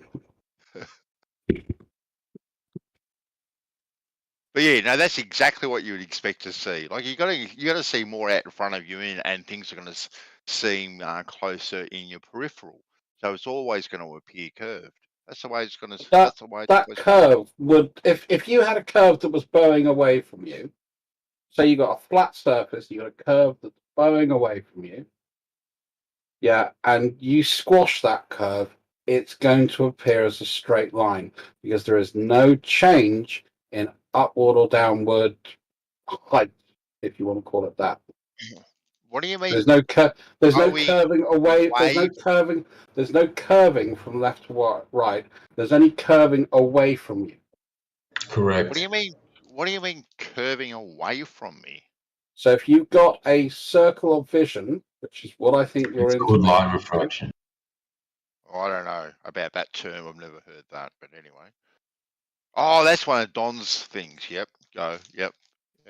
I have so heard it. if you've got a circle and you Yep. you have that circle edge on and you compress it, it will compress it the same way as a straight line would. It would appear flat. If you've Okay. got something that is changing, is curving like a rainbow, a very, very big rainbow, you compress it, it will exacerbate that curve. It will not ever look flat. Well, That's where we got a problem with your hypothesis. Well, I think you and I, Druss, have to raise this money and go out and do some measurements. Oh, it's not my claim, mate. I only raise stuff for claims I do. That's what we I'm have a to do. skeptic, you see. I'm waiting for the evidence to be presented to me. Well, then we'll be waiting a long time, I reckon, before we get some measurements. Well, we've already got lots of measurements that the globe seems to want. So I'm less skeptical of the globe claim than I am of the flat Earth claim. Because Or they maybe actually, it's both the globe and flat. So that's why it's called concave Earth. That's what the newcomers call it. The real freshies, they say they're concave Earth, right? is But the it's still flat. concave Earth like the new dish that's being served up? Well, exactly, but that's what it regards the globe claims to be true, and also the flat Earth at the same time. Right. It's the answer to both. I gotta do a shout out. I gotta do a shout out, man. Shout out to Stevie B. Stevie B, where you at, man? Are you in the YouTube chat box or are you here on Discord? He gave me money. He gave me $11+ on PayPal. Stevie B, thanks for the show. Boom. Thank you very much for your support, man. I appreciate it. And I saw that you joined. Oh, your name is yeah, I just gave you roles just a little bit ago. Whenever you want, jump in the call and join the show. Speak up, everybody that want to come in. Boom. Happy days. Well, we're talking about the concave Earth, and Dross, what's your questions or thoughts on the concave Earth? And I've seen the evidence, and this is why I like to talk about the double toroid and sort of this wacky metaphysical stuff, because this is how I connect the flat Earth idea, which is the hologram, to the evidence which is provided from the globers, like all. So just talk about all kinds of bullshit, or a bunch of psychedelic bullshit that you will not gonna prove anything. All kinds of just beliefs and metaphysical and how ayahuasca and all that kind of mushrooms bullshit, and that will prove what in reality we're trying to look at things that we're gonna either get to a conclusion or at least talk about reality, not about all this bullshit that you want to talk about. It I'm has sorry, nothing man. to do with mushrooms or whatever, man. My point is, this can be proven with quantum mechanics and things like this. Like, this isn't just some mumbo jumbo. You must learn the basics first, if the Earth has curvature or not, and then we'll move on to the other stuff. All right? But what if it has both? What if it has curvature and it also doesn't at the same time? And that's what I was saying. There is an That's answer. double speaking. We don't do double speaking over here, bro. We don't do double speaking here. I've done plenty of measurements myself, Jose, with in my work experience that tends to confirm it personally for me, using tools like a laser pipe leveler. Am I gonna hear a Plumb? What's wrong with a Plumb, Jose? No. I'm just saying. I'm just doing a quick prediction. A little prediction I'm doing over here. Well, initially, right, it works off a Plumb bob. Yes, you are right, Jose. Right, it does work off a Plumb bob. But what it actually does, right, this little tool, when you're laying pipes, okay, when you move it from one pipe to another pipe, when you're laying a long section of pipes, okay? So you can get the grade of the pipes right from point A to point B, okay? And you have to hit a target, and it has to be on a particular grade. Say that grade is 4% grade of the fall of the pipe, so the water can run. So what you do is you'll lay, say, 6 concrete pipes. They're anywhere between 600 mil and 900 mil in diameter. So they're fairly big pipes. So what you'll do is you'll lay anywhere between probably 3 to 6 of those in a row.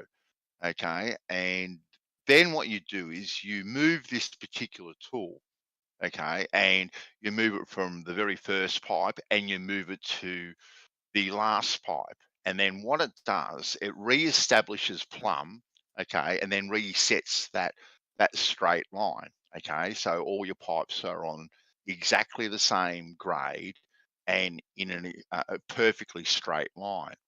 And they've got to be a perfectly straight line because you have to hit your target at the other end, okay. And you have very little tolerance to be able to hit your target. And I've used these tools many times. And they do, every single time you move this tool, right, it reestablishes its level to the original datum point that you have started from. And you are creating a perfectly straight line on a grade, right? And Where are it you in resets it. Australia? Yeah, in Australia.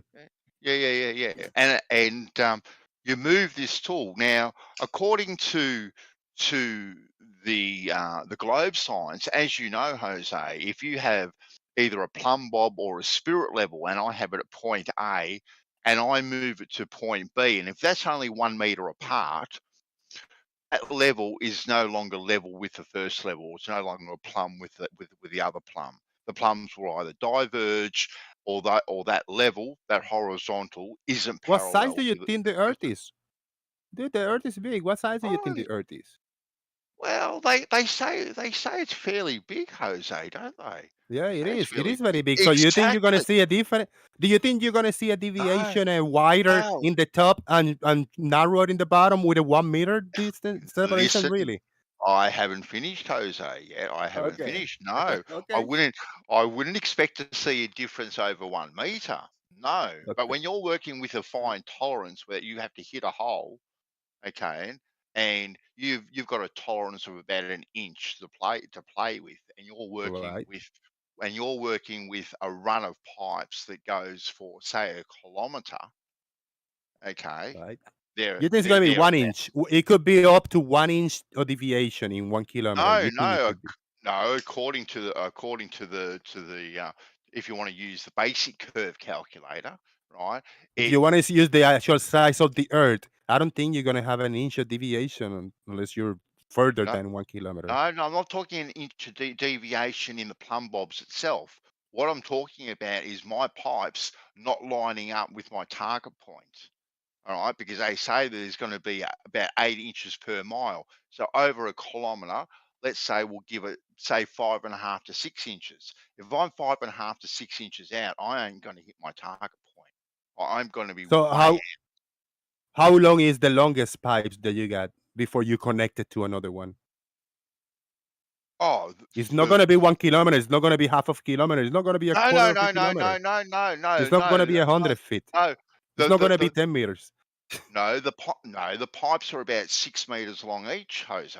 They're thereabouts, and Okay. you've got to connect them all together. But I ain't So you creating think you a so curved let's say line. all right. So let's say that you connect 10 of these pipes one to Yep, another, the yep, straightest that you can, that you have done yep. probably, the straightest that you can.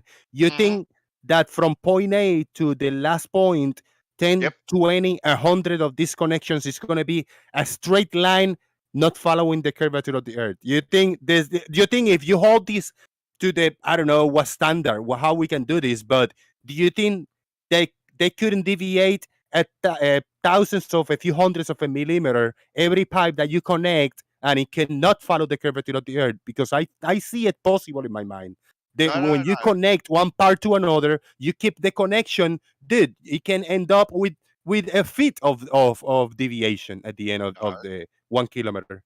There is a tolerance, Jose. Yes, I'm not denying that there isn't a tolerance, right? But you're always referring back to your original datum point that is created. What's your data? So what point are you referencing? What point am I referencing? Exactly. When you say the word datum point, what are you referring to? Are you referring to an elevation? Our very first datum point that we work from. Okay, is that defined as an elevation? Our very first datum point is at a particular elevation, and the horizontal is created. And the horizontal is created from that. Hang on. Initial datum point. Okay, I know you're nervous, but hang on. So I'm not nervous. If your initial datum point is defined as an elevation when elevation is from the center of the Earth, if you follow the curve around, will that elevation also curve? No. Yes. It's a horizontal line that we are creating. It's a horizontal line, Bob.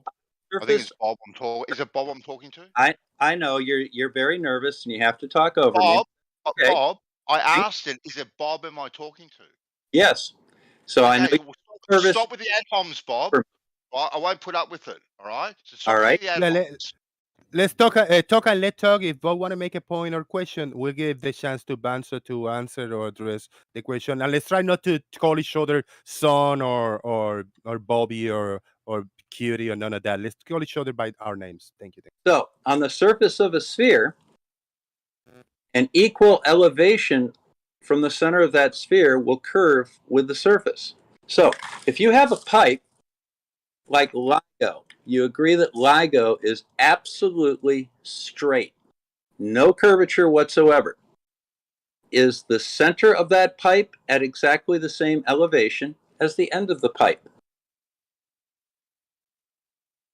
I'm not talking about LIGO. I'm talking about the work that I was working on. Talking about LIGO because you're talking about a straight pipe. LIGO is a straight pipe. So, is the center of that pipe at exactly the same elevation as the end of that pipe? No, let's refer to the example I was talking about, Bob. I'm not talking about LIGO. I was talking about the work that I have done. All right. I'm not going to talk about work that I haven't done. All right. Okay. So you want to talk about laying pipes based on some sort of a plumb bob thing. Great. What's the longest pipe you ever laid? The longest pipe I've ever laid or the longest run I have ever laid? You know that I'm referring to run, so go ahead and... No, I don't know that. I'm clarifying it. Okay, then. So the longest run is about 1 kilometer long, thereabouts. But that kilometer long was in a 8-kilometer run. Okay, so that was between riser to riser. Okay, where we had to hit a target. So having to hit a target, a specific target, would be 1 kilometer long. Yes, thereabouts. Have a 1 kilometer pipe. Yes. Now, if you take a laser and put it exactly in the center of one end of that pipe and shoot a horizontal from that point, will it hit the center of the other end of the pipe? Not a chance. Okay, why not? Why? Because it's on a 4% grade. That's why. Let's make it easy for you. Let's just go ahead and angle it down 4%. Will it hit exactly in the center of that other pipe? You don't have to make it easy for me, Bob, right? I'm answering your questions directly. You said a horizontal laser. Okay? So don't talk to me like a little kid. I answered your question directly. So angle that horizontal down. From the horizontal, angle it down 4%. Will it hit the center of the other end of the pipe? Yep. Okay, it will. Pretty close. Pretty close. Yep. Pretty close. I would hope so, anyway. Have you ever done it? No, I haven't. No, I've never done it. No, it'd be fairly close because we hit our target at the end where we had to hit it. Okay. Without having to do much manipulation. So if you angle that pipe down, will it? You cut out for me, Bob. If you angle that pipe down 4%, will it be a straight line or will it be a curve? It's a straight line. Okay. Have you ever checked that? Yeah, because I hit my target. Okay, but your target is based on your understanding of what's going on, which I think is faulty. No, my understanding is correct. No, because you don't know the difference between a straight line and a horizontal. All right.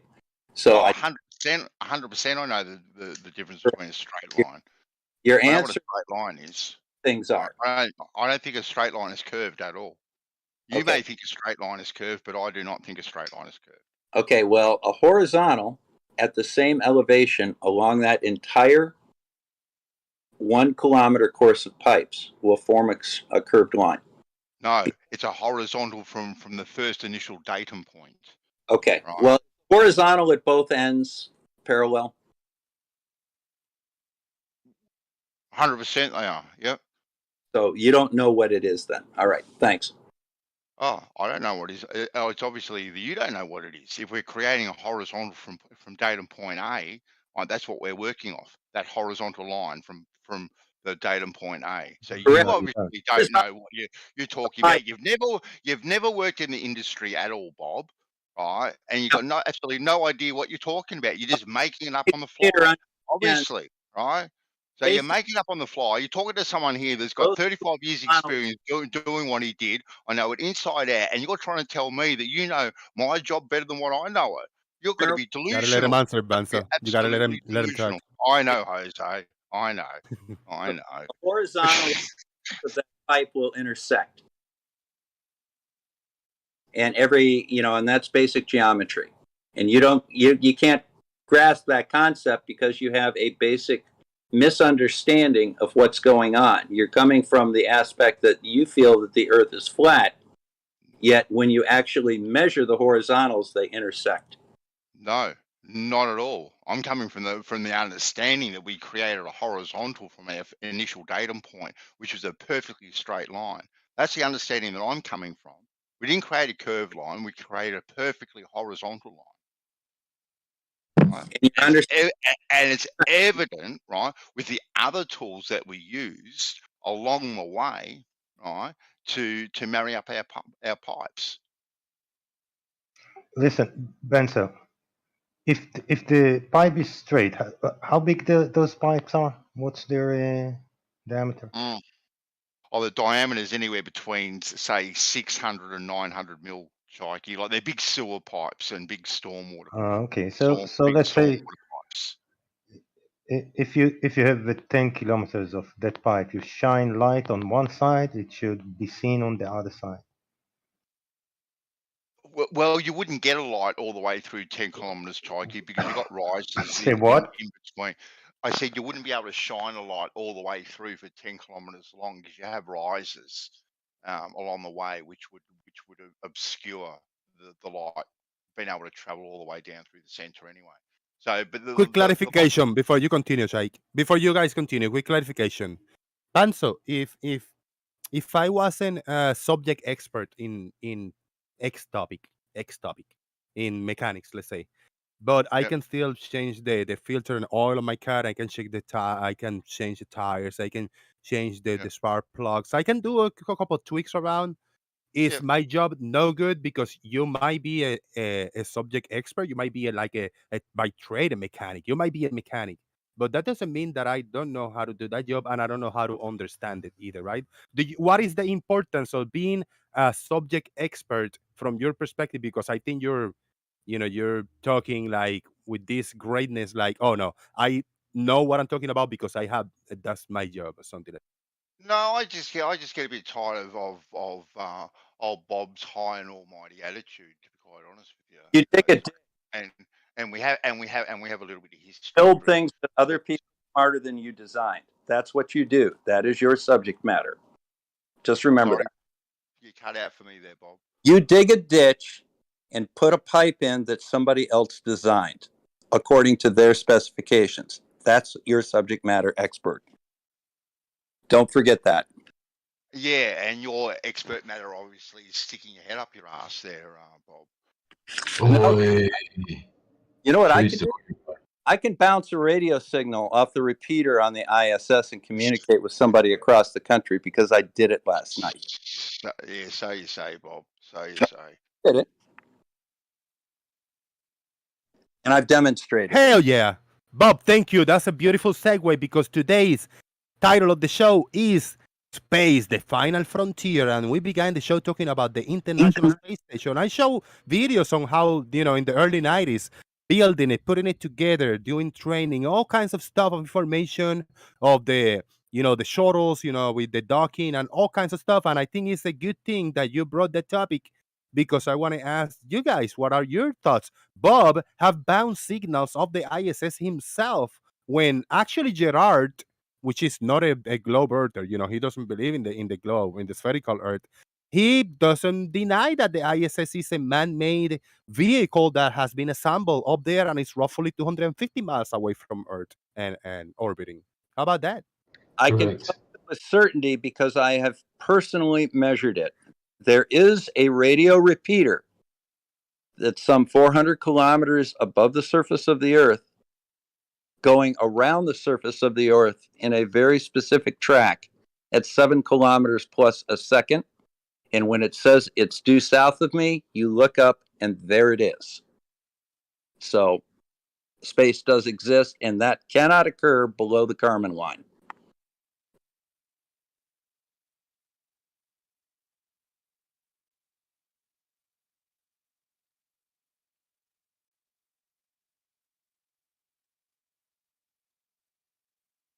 Banzo, what are your thoughts on the International Space Station?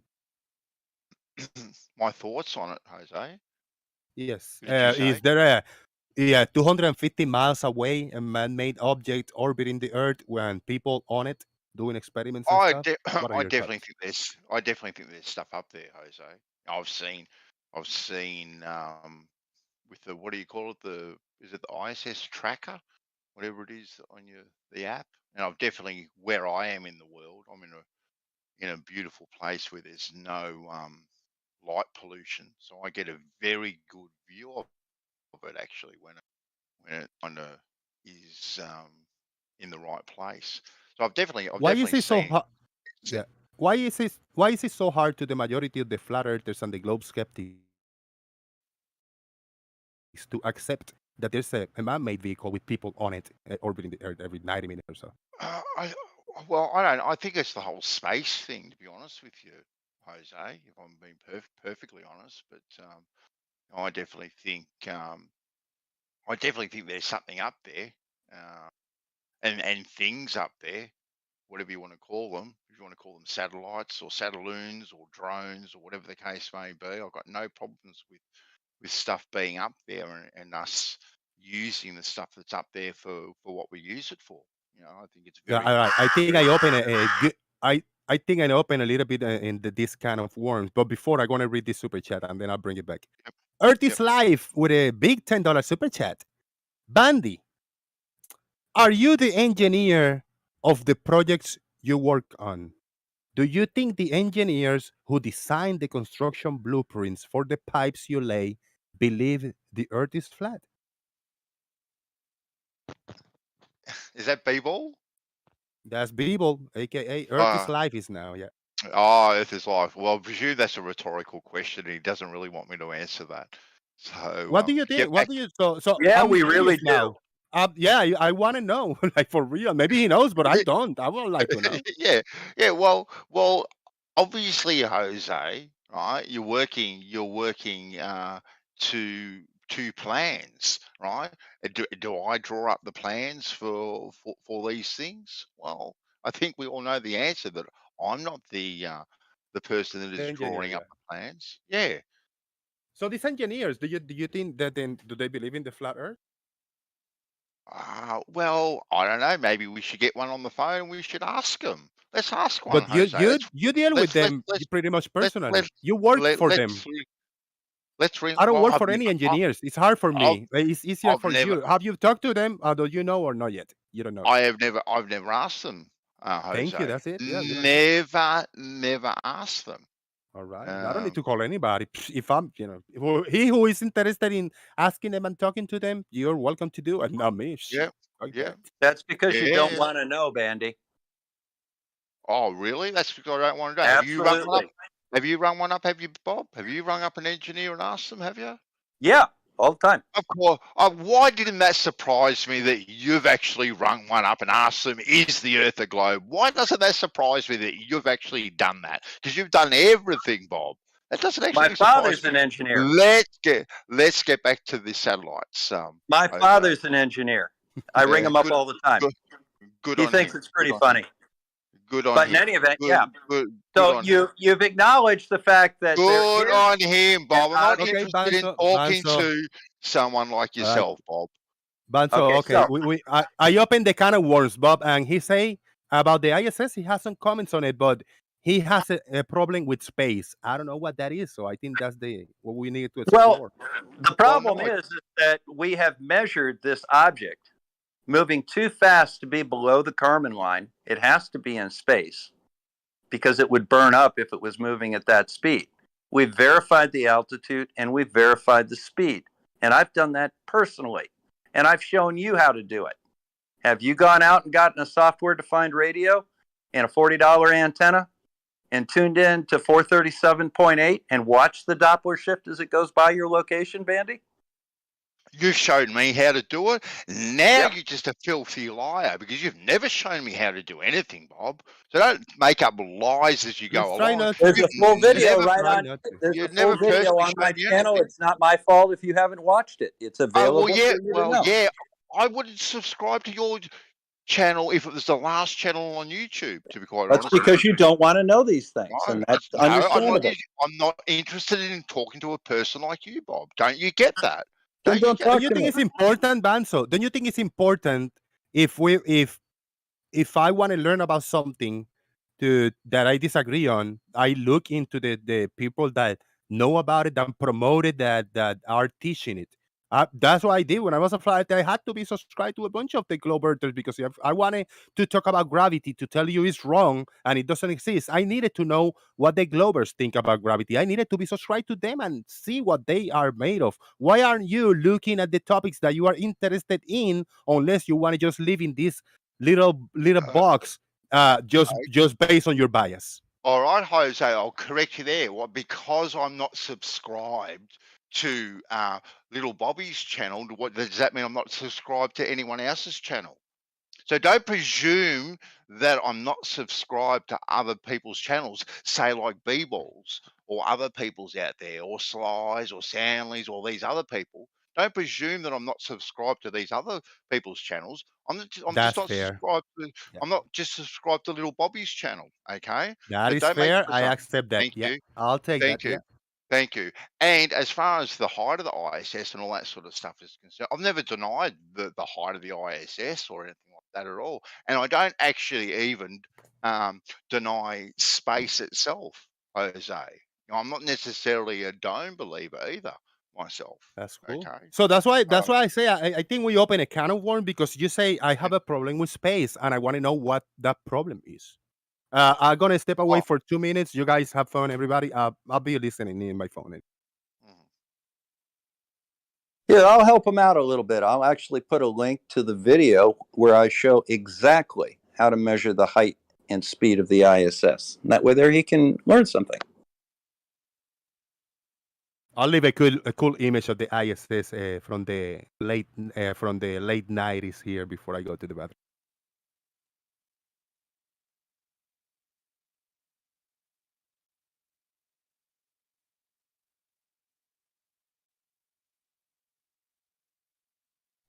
And there you go, exactly how to do it.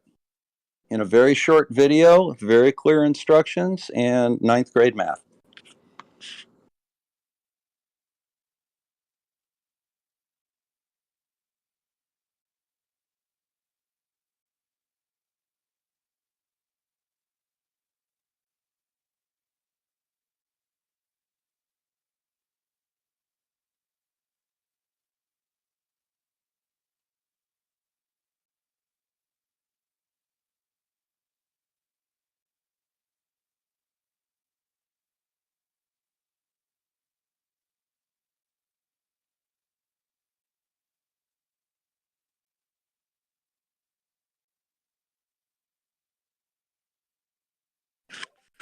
You know, the interesting thing last night is if you put the bandwidth on correctly and follow the Doppler shift, you can actually hear the people calling.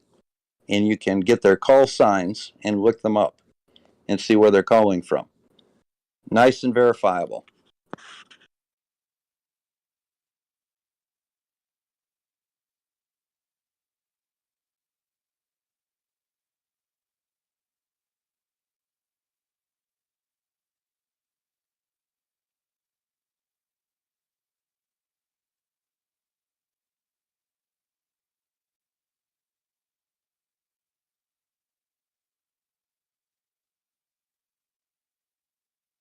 All right. There was silence in there. Bob, these things that you in your channel, you got a new you change one of your channels to show these little graphs and stuff. You say you communicate with the IS. Yeah, I'm going to actually do it live here in a few days. The issue that I'm running into is that I can't call up to the ISS, but I can hear other people calling the ISS and it bouncing off of it. And then I can find out who those people are, where they're located. And then I want to go ahead and get an actual live camera. So as the computer says and the Doppler shift says the ISS is passing us, I want to be able to look up and see it in the sky. Now I can do that. I just haven't been able to get the cameras all together yet. But it'll be an interesting something. Yeah, I posted how to measure the speed and altitude of the ISS. In what channel? We are in the daily chat. Censored. Debate chat. Oh, debate chat. All right. You want me to move it over? In the uncensored, if you can, yeah. Daily Boom Uncensored. Here you go. Please. Thank you so much. I was looking for that. I said, like, what the hell did he put it? But there's a nice view of the Doppler shift of the repeater on the ISS and the location of the ISS. One of the things that you hear. I do. What? Sorry, no, I'm screen sharing. I need to be fed back a little bit. This is the problem I have, Bob, with this. I have an issue with this, and my question, I'm knowing me. I have some issues with just not paying attention, too much. I don't retain, a lot of information. I'm hyped up. I got all this OCD, all this kind of shit. But that doesn't make me any different on learning new topics and learning new things. So I don't have a learning disability, right? I know that because I can learn new things and I have learned new things. And I'm a genius in math also. I was, at least when I was in school. I haven't practiced in a long time. But when I look at this graph and these demonstrations that you do, I really still cannot understand all these graphs. And I watched a different channel that is subscribed to your Discord server, and he had the same kind of information. The graphs look slightly different, but I try to pay attention to this. I just don't understand. How do you say, oh, I can see the ISS, and then you show these graphs, right? Oh, that's a great question. So you see the big green, blue screen there, right? Yeah. All right. Well, the center of that light blue area is 437.8 megahertz, and that is the frequency that the ISS. I'm already lost. Sorry. Well, no, I mean that the center of that graph, that's called a waterfall. And what that does is it records a signal that's coming out in relationship to 437.8 megahertz. Now, as the ISS is approaching me, the frequency that I'll receive is higher than the broadcast frequency. As it passes me, it matches the broadcast frequency. And as it goes away from me, it's below the broadcast frequency. That's called the Doppler shift. And what I'm doing here is I'm demonstrating how that works. So you see where the ISS is on the map, and you see the frequency in kind of like a brighter green line, vertical line. It looks like it's out around 437.9. Okay, I see the little dot. This represents the ISS right here.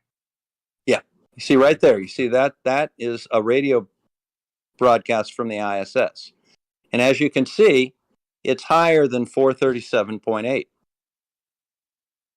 Now, as the ISS follows These numbers is the one I'm just don't understand. Every time that you mention a number or decrease, I'm just lost. I just lost it. 437.8. Does this radio equal your frequency. location? Is this your location? No, that is the radio frequency that is being received. From your location. Received from my your location. Correct. So you see it's higher than the frequency that's being broadcast. Now, as it comes to pass me here, you'll see that it matches 437.8, which is that the thin vertical line. And then as it goes away from me, it'll be below that frequency. So by using those numbers, you can determine the speed of the object using the Doppler equation.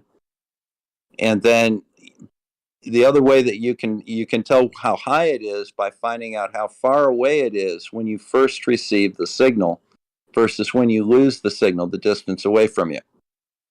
And if you do the math on that using the curve calculator, it comes out to 400 kilometers or so. So you see now it's below the frequency that's being broadcast because it's moving away from me. It's over the St. Lawrence Seaway.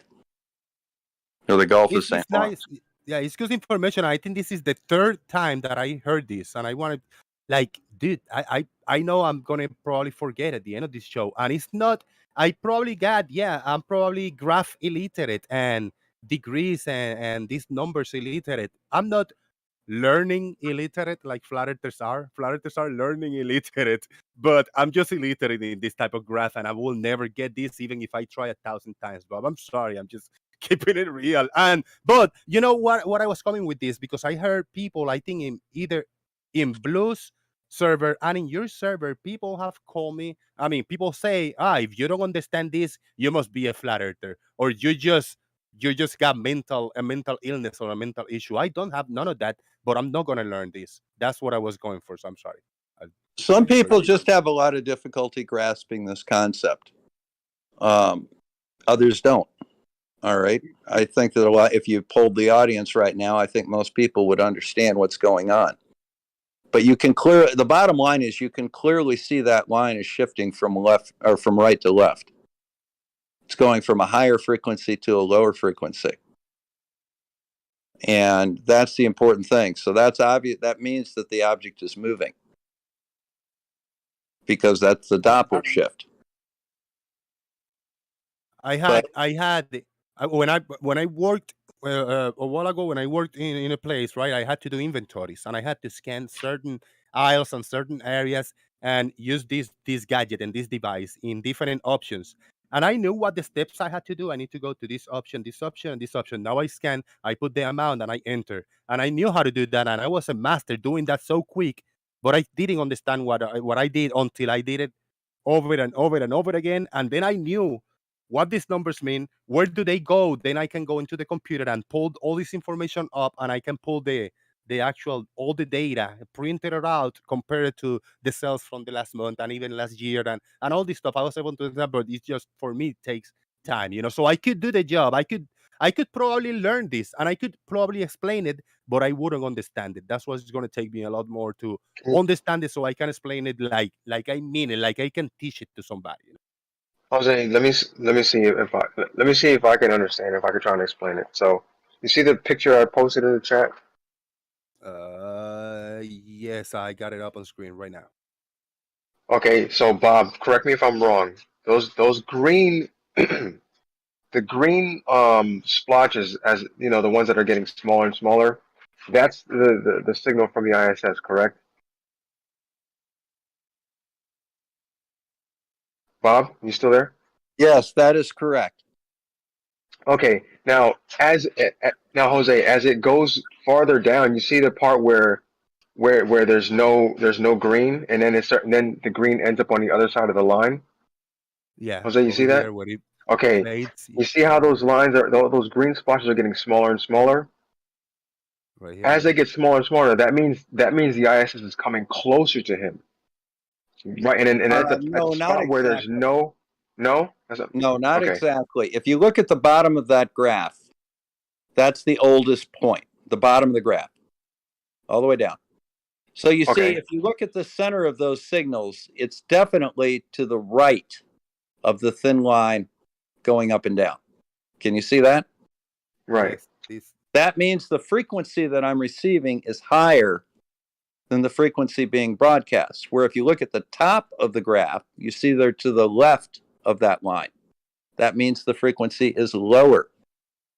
That I'm receiving is lower than is being broadcast. Now in the But middle, Bob, I'm sorry. in the middle where it shifts from right to left, there's a point right there where the frequency that I'm receiving is the same as the frequency being broadcast. That means it's passing me. Right. That's what I mean. Like it's right over. Like it's pretty much right over you. Yeah, I was about 70 miles That's what off me. You know, Yeah, more. that's what I was meaning. Yeah. So one part of the graph shows it's coming towards you, and the other part shows it's moving away from you. At the bottom, it's coming towards me, and at the top, Right. it's moving away from me, and in the middle, it's passing me. And it's Okay. very clear. Okay. I just had it flipped around.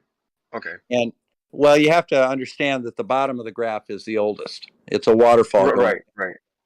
That makes it a little more understandable. But the bottom line is you can use that to determine the velocity of that object, and the velocity of that object is 7 kilometers per second plus. That is not possible in the Earth's atmosphere below the Karman line. So by definition, that object is in space.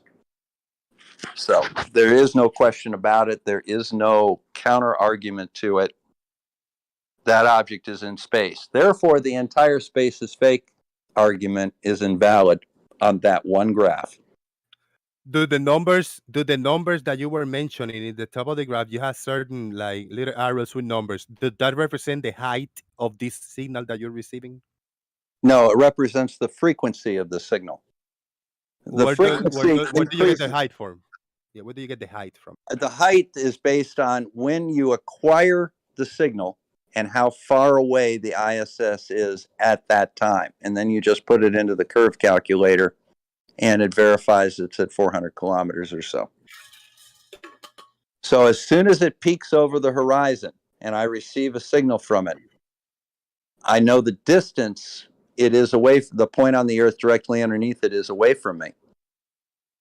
And by knowing that distance, and I can determine what the height of it is based on the curve calculator. All right, good. I appreciate it. Know that the audience enjoyed that information. They're like listening to it. I enjoyed it. I just stand it. It don't matter how many times you explain it to me, man. Oh man, it's good stuff. It's good stuff. I like it more simple. I like simple things. I'm graph illiterate.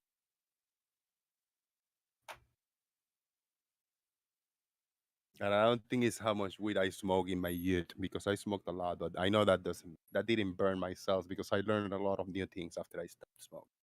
Maybe I need to smoke so I can boost up my knowledge again, my understanding.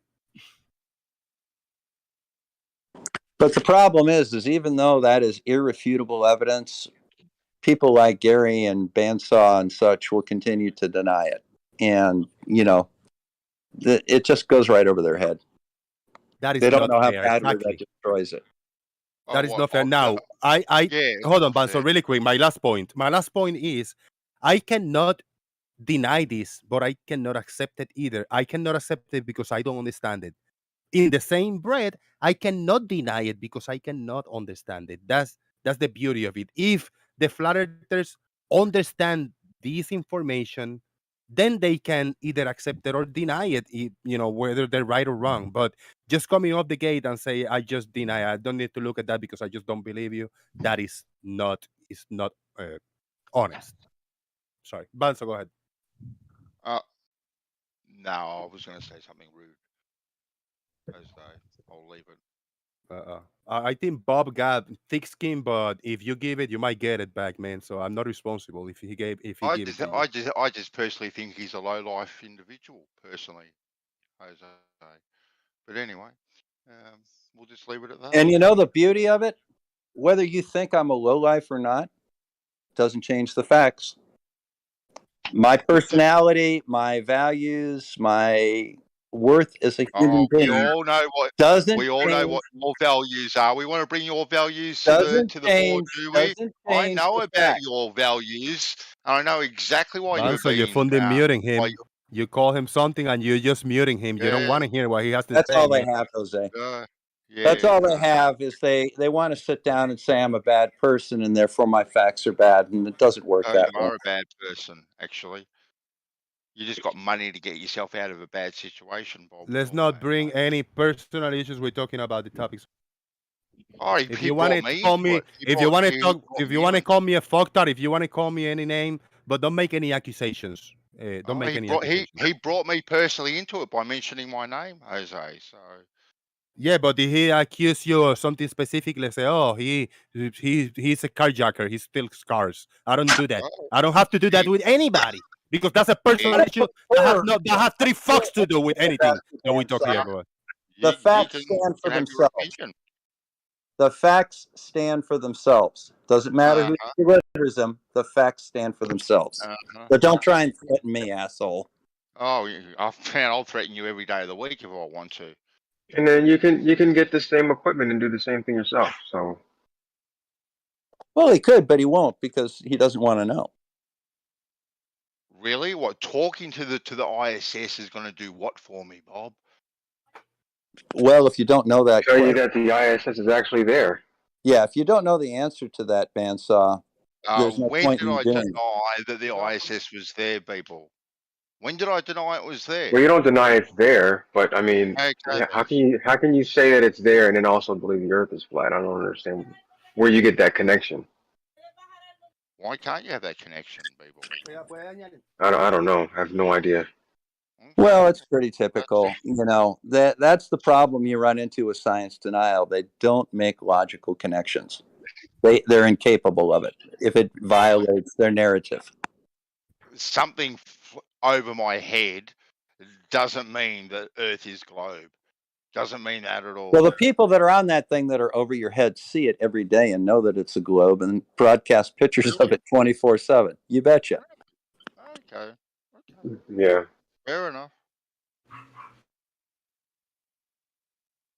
Banzo, honest question. Do you any of this information that I was asking questions? I don't understand what Bob explained to me, and it's like the third time. Do you understand what the information he's presenting with these graphs?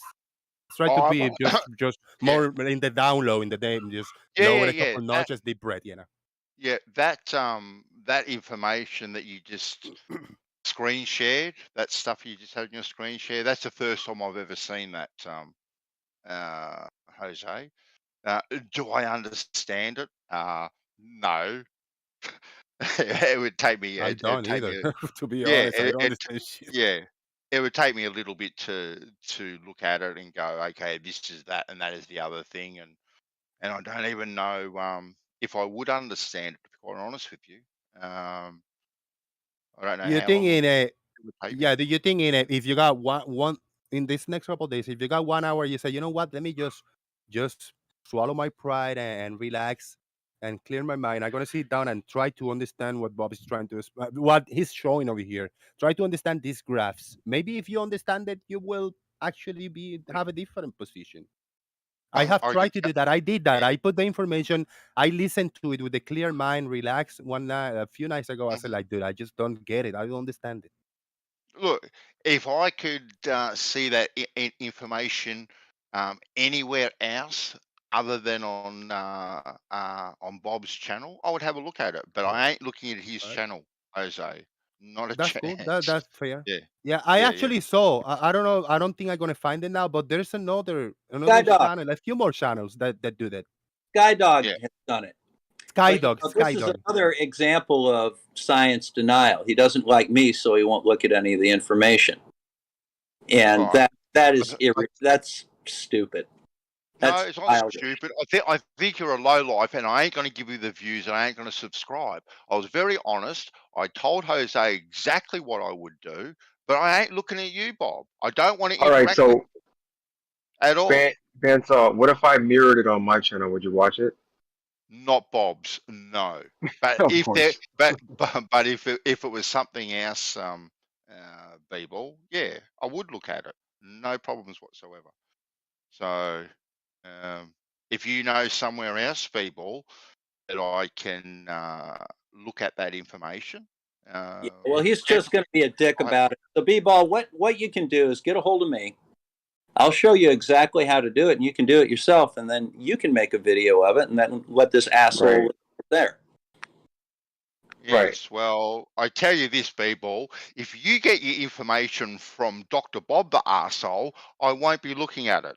Okay, then? Well, I mean, I can get the same information from wherever Bob got it from. But there's a beef in there, And this man. is So can you just press not the restart secret. button, man? Yeah, this is not secret I've said information. very clearly. I've said very And clearly, there's Jose, that hold on, people. I'm sorry for cutting off. I've said very, very clearly, Jose, that I don't want to interact with him. I don't want to look at his channel. I've said to you, right, that I'll look at it somewhere else. Okay, then, but I don't want to interact with him. All right? I think that's fair enough. What? Yeah, but I'm trying to say, if you don't want to interact with him, why do you keep calling him, like insulting him like that every time? Just don't talk to him then, but don't address him either, because it's unfair, man. I mean, I'm not. Try. Well, try to Bandsaw, be that's more probably a decent. very wise decision on your part because you're outclassed. You can't hold a candle to me. Whatever. You remember. Whatever your low life, right? See, he keeps on addressing me. Holy Jose, shit, so I'm going to keep on addressing the prick, right, and Be calling him a decent. low You have already called him. You have already called him 10 or 15 times, and he called you 5 or 6 times. Yeah. So you're still ahead of the game. So let's stop where you're ahead. So let's stop, please. Please, no need for none of this shit. The ISS is in the sky. The ISS is in space with people on it. That's what matters. There you go. right. You can film it. You can measure its speed. You can measure its distance. It's there. It's not floating on balloons. If that was the case, we'd be able to see the balloons when we filmed it.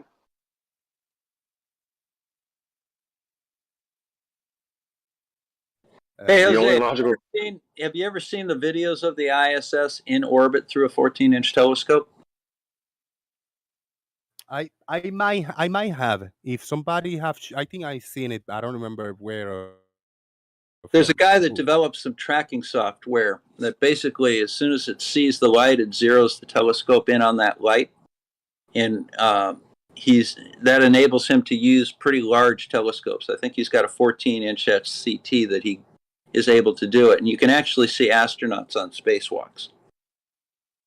You can see people, and it's pretty impressive. Give me a second, I'll go find it for you, because that's definitely well worth looking at.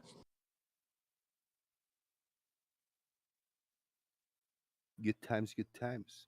Shout out to everybody for checking in. It's been an interesting, to say the least, episode today in the boom. I appreciate everybody for coming in and hanging out with us. Yeah, yesterday I was. There's several people.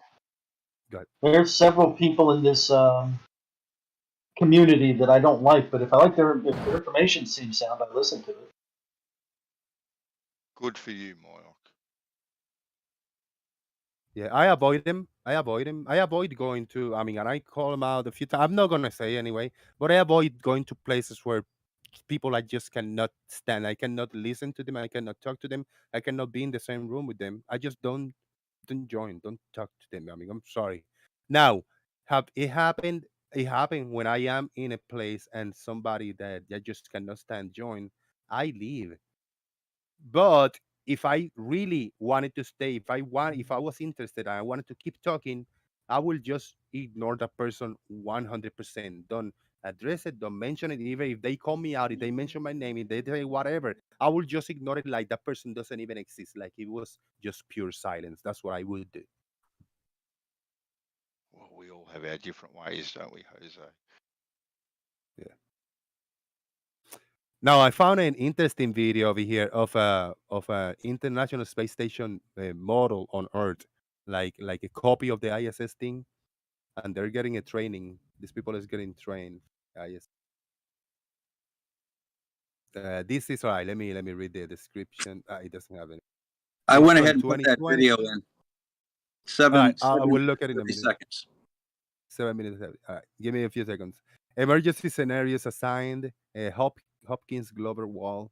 Just want to share this quickly because this is. I'm still sharing my screen. I'm not gonna play the audio, but it is a model of the ISS. Look at that on Earth. This is cool.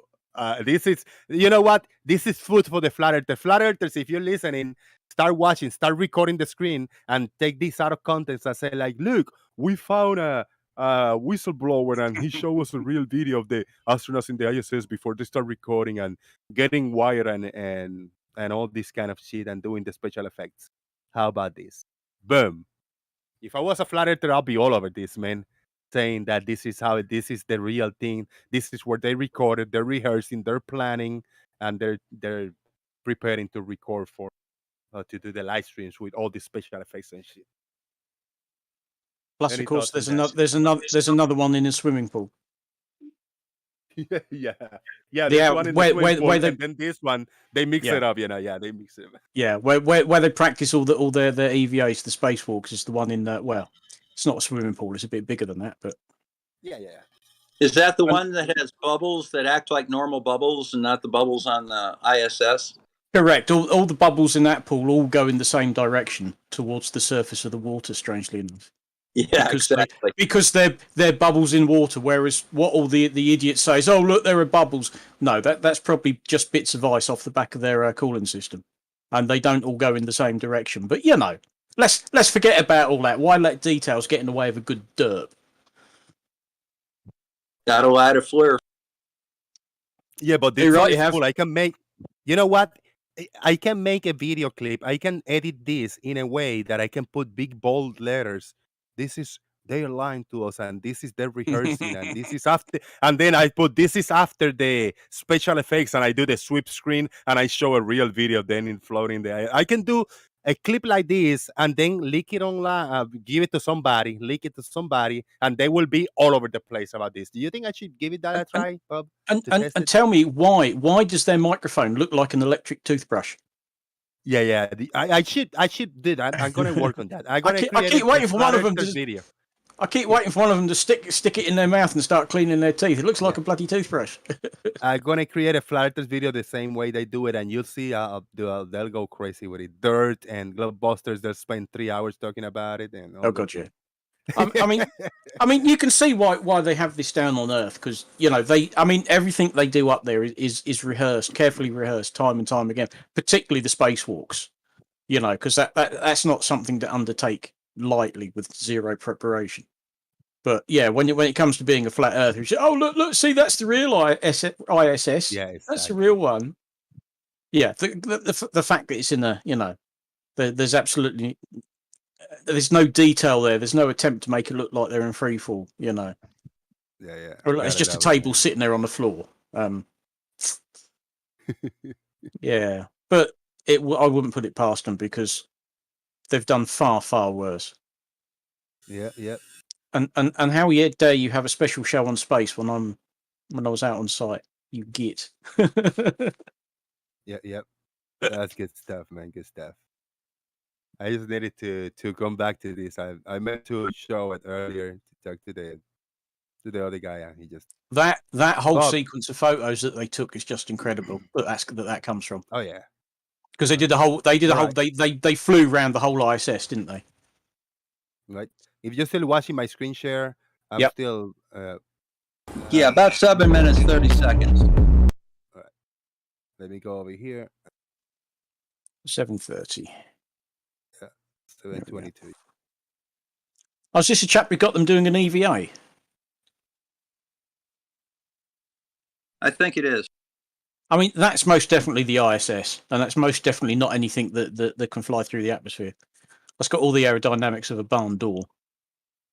And it's moving 7 kilometers a second. Exactly. We haven't made anything that can fly through the atmosphere at that speed. Not fly. That's Mach 25. Well, we do see that things, if you put it far enough in the atmosphere, something's going to orbit, correct? Yeah, it's in space.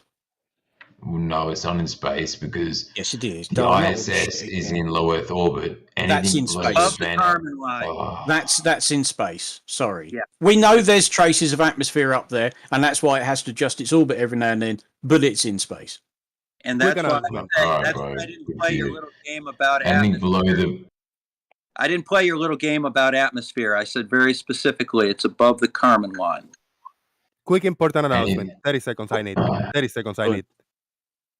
Banzo Bandit, I just sent you a direct message with a link of another channel who does that kind of graphs and observation. Is Skydog59.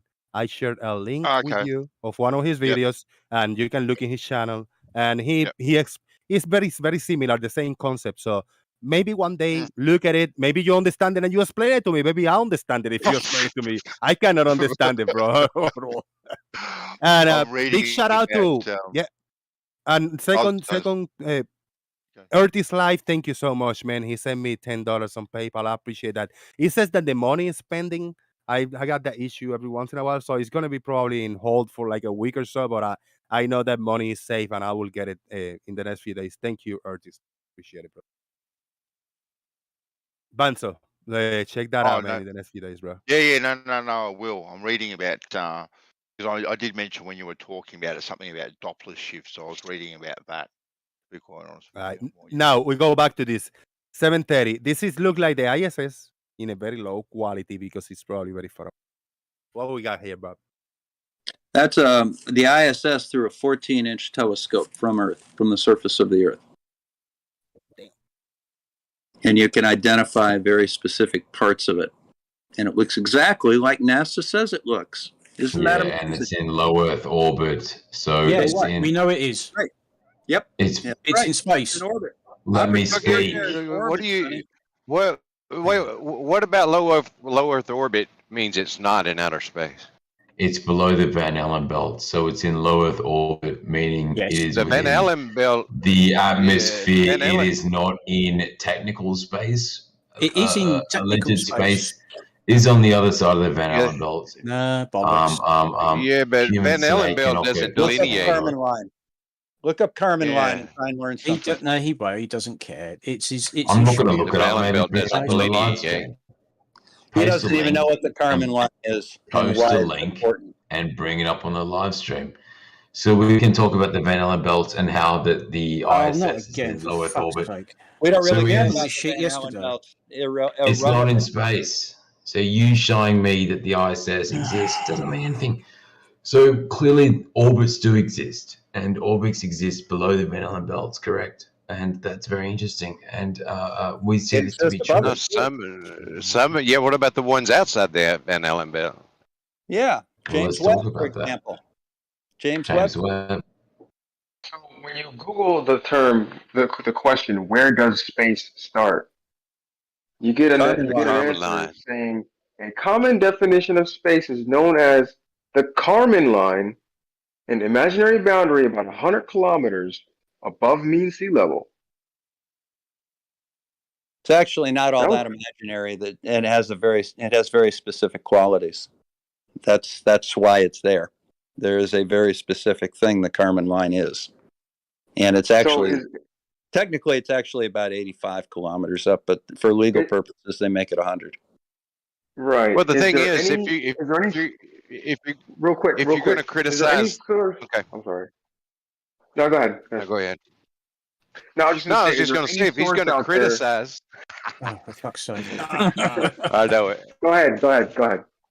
Left I'm lane gonna first. just gonna Go say, ahead, left lane. If the guy is going to criticize the model and claiming things are not in outer space, you're not going to get anywhere with that argument. Might behoove him to know where space actually begins, and he doesn't. He thinks it begins on the other side of the Van Show- Allen radiation. Show me that definition. Show me a definition. Yeah, I was just going to say that. Show me some source that says space begins at. Why waste The your Van Allen time? belt. There isn't one. How far out do the Van Allen belts go? Do you even know that? To the start of space, I He's, guess. he's muted and deafened, so you're talking to yourself. Yeah, now. no, I got it. That's probably a smart move on criticized. his part. Yeah, I had to criticize this. You guys have been for the past 2 minutes, solid, maybe 2.5 minutes, 3 people just going, I back to back, asking questions and clarifications, but you haven't give 2 seconds in between to giving a chance to try to answer any of the questions or clarify any points. Now he will attempt to talk. He's going to try to answer the questions, and I am like predicting that you guys are going to disagree with him within the first 5 words, within the first 5 seconds. Still, don't interrupt him. Give Gerald a minute so he can explain himself. Whether we agree or disagree, give him some time to talk. Go ahead, Gerard. Sorry, mate. I had my I was on mute for a second. What was the question? The question is one, show me a definition that says space only begins after the Van Allen belts, and 2, tell me how far out the Van Allen belts go. Unfortunately, I cannot memorize how far up the Van Allen belts are, but what I do know is that the Van Allen belts follow the same connection as magnetism that we see. So we say that the Van Allen belts are the limits that humans can go. Anything beyond that is absolute death for humans. There is no proof. What they say is they used to slingshot humans through points in the Van Allen belts where there wasn't such radiation, but apparently they had the technology in the 60s and they don't have it today. But what I see here, this is why I refer to the double toroid in the Apple energy system of magnetism, geometry, and how that relates to even our physical sensations of reality, because we can't actually leave a certain point of our atmosphere, and that's why the ISS is below the Van Allen belts, because that's humans can go that far. But anything beyond that, you'll probably be able to find something on the internet saying, oh yeah, it's possible, we did it this many years ago. But they're saying we can't do it today, and they use excuses like, oh, we have new technology, we have new computers that can't go past it. But there is a big question about the Van Allen belts, which isn't being asked All right, today. so what is the shape of the Van Allen belts then, since you don't know how big they are or how far they go or anything like that? What's the rough shape of them, and how are they It's oriented? a toroidal field. It's magnetism geometry. You're looking at the poles. It's coming out of the poles and it's going down, and it looks like a globus system. That's why we refer to concave Earth, and we have the extension of flat Earth, which is Well, you're kind of magnetism. spiraling, and you're going outside of the question. I asked you specifically what the shape of the Van Allen belts are. So let's just follow that up. Are there Van Allen belts directly over the North Pole? Well, the Van Allen belts go from the North Pole to the South Pole, and we're looking at like an apple core of energy being released from the poles, and this is the point to which many of us believe humans cannot leave. So if I go directly above the pole in my little spacecraft, can I bypass the Van Allen belts? Potentially, depending You depending on destroyed how you imagine it to be. Right? Well, you just destroyed your own argument, so thanks for playing. No, because the energy is still coming out of there. I'm not saying you can leave via that point at all. I don't think it's possible. But what we know is the Van Allen radiation belts. A man known it's known as the Van Allen belts because a man known as Van Allen discovered these belts of radiation. And this is what flat earthers refer to as. How did you discover them? The firmament. How did you? I got a quick question. Before we go, okay, we how did you discover them? And this is the firmament. That's the last point. I got a quick math question to Bob. I don't want to do is break my mind. Easy math. 50 people viewing live, and there's 1,000 subscribers. So we'll rounding it up. 50 watching, 1,000 subs. If there was 10,000 subscribers, how many people will be watching? 500, right? If we keep that ratio, 50 watching per 1,000 subscribers. If there was 10,000 subscribers, we'll have 500 viewers live, right? That would be the math, yeah. Okay, so if a channel have 20,000 subscribers, I will have 1,000 people watching. So shout out to Chris Berry. I tell Chris Berry criticize me when I got 20 people watching my live streams or 30 people watching. I said, dude, I only got 1,000 subscribers. That's great ratio. That's nothing. I said, all right, so let's grab a channel that have 20,000 subscribers. Let's refer to Nathan Oakley.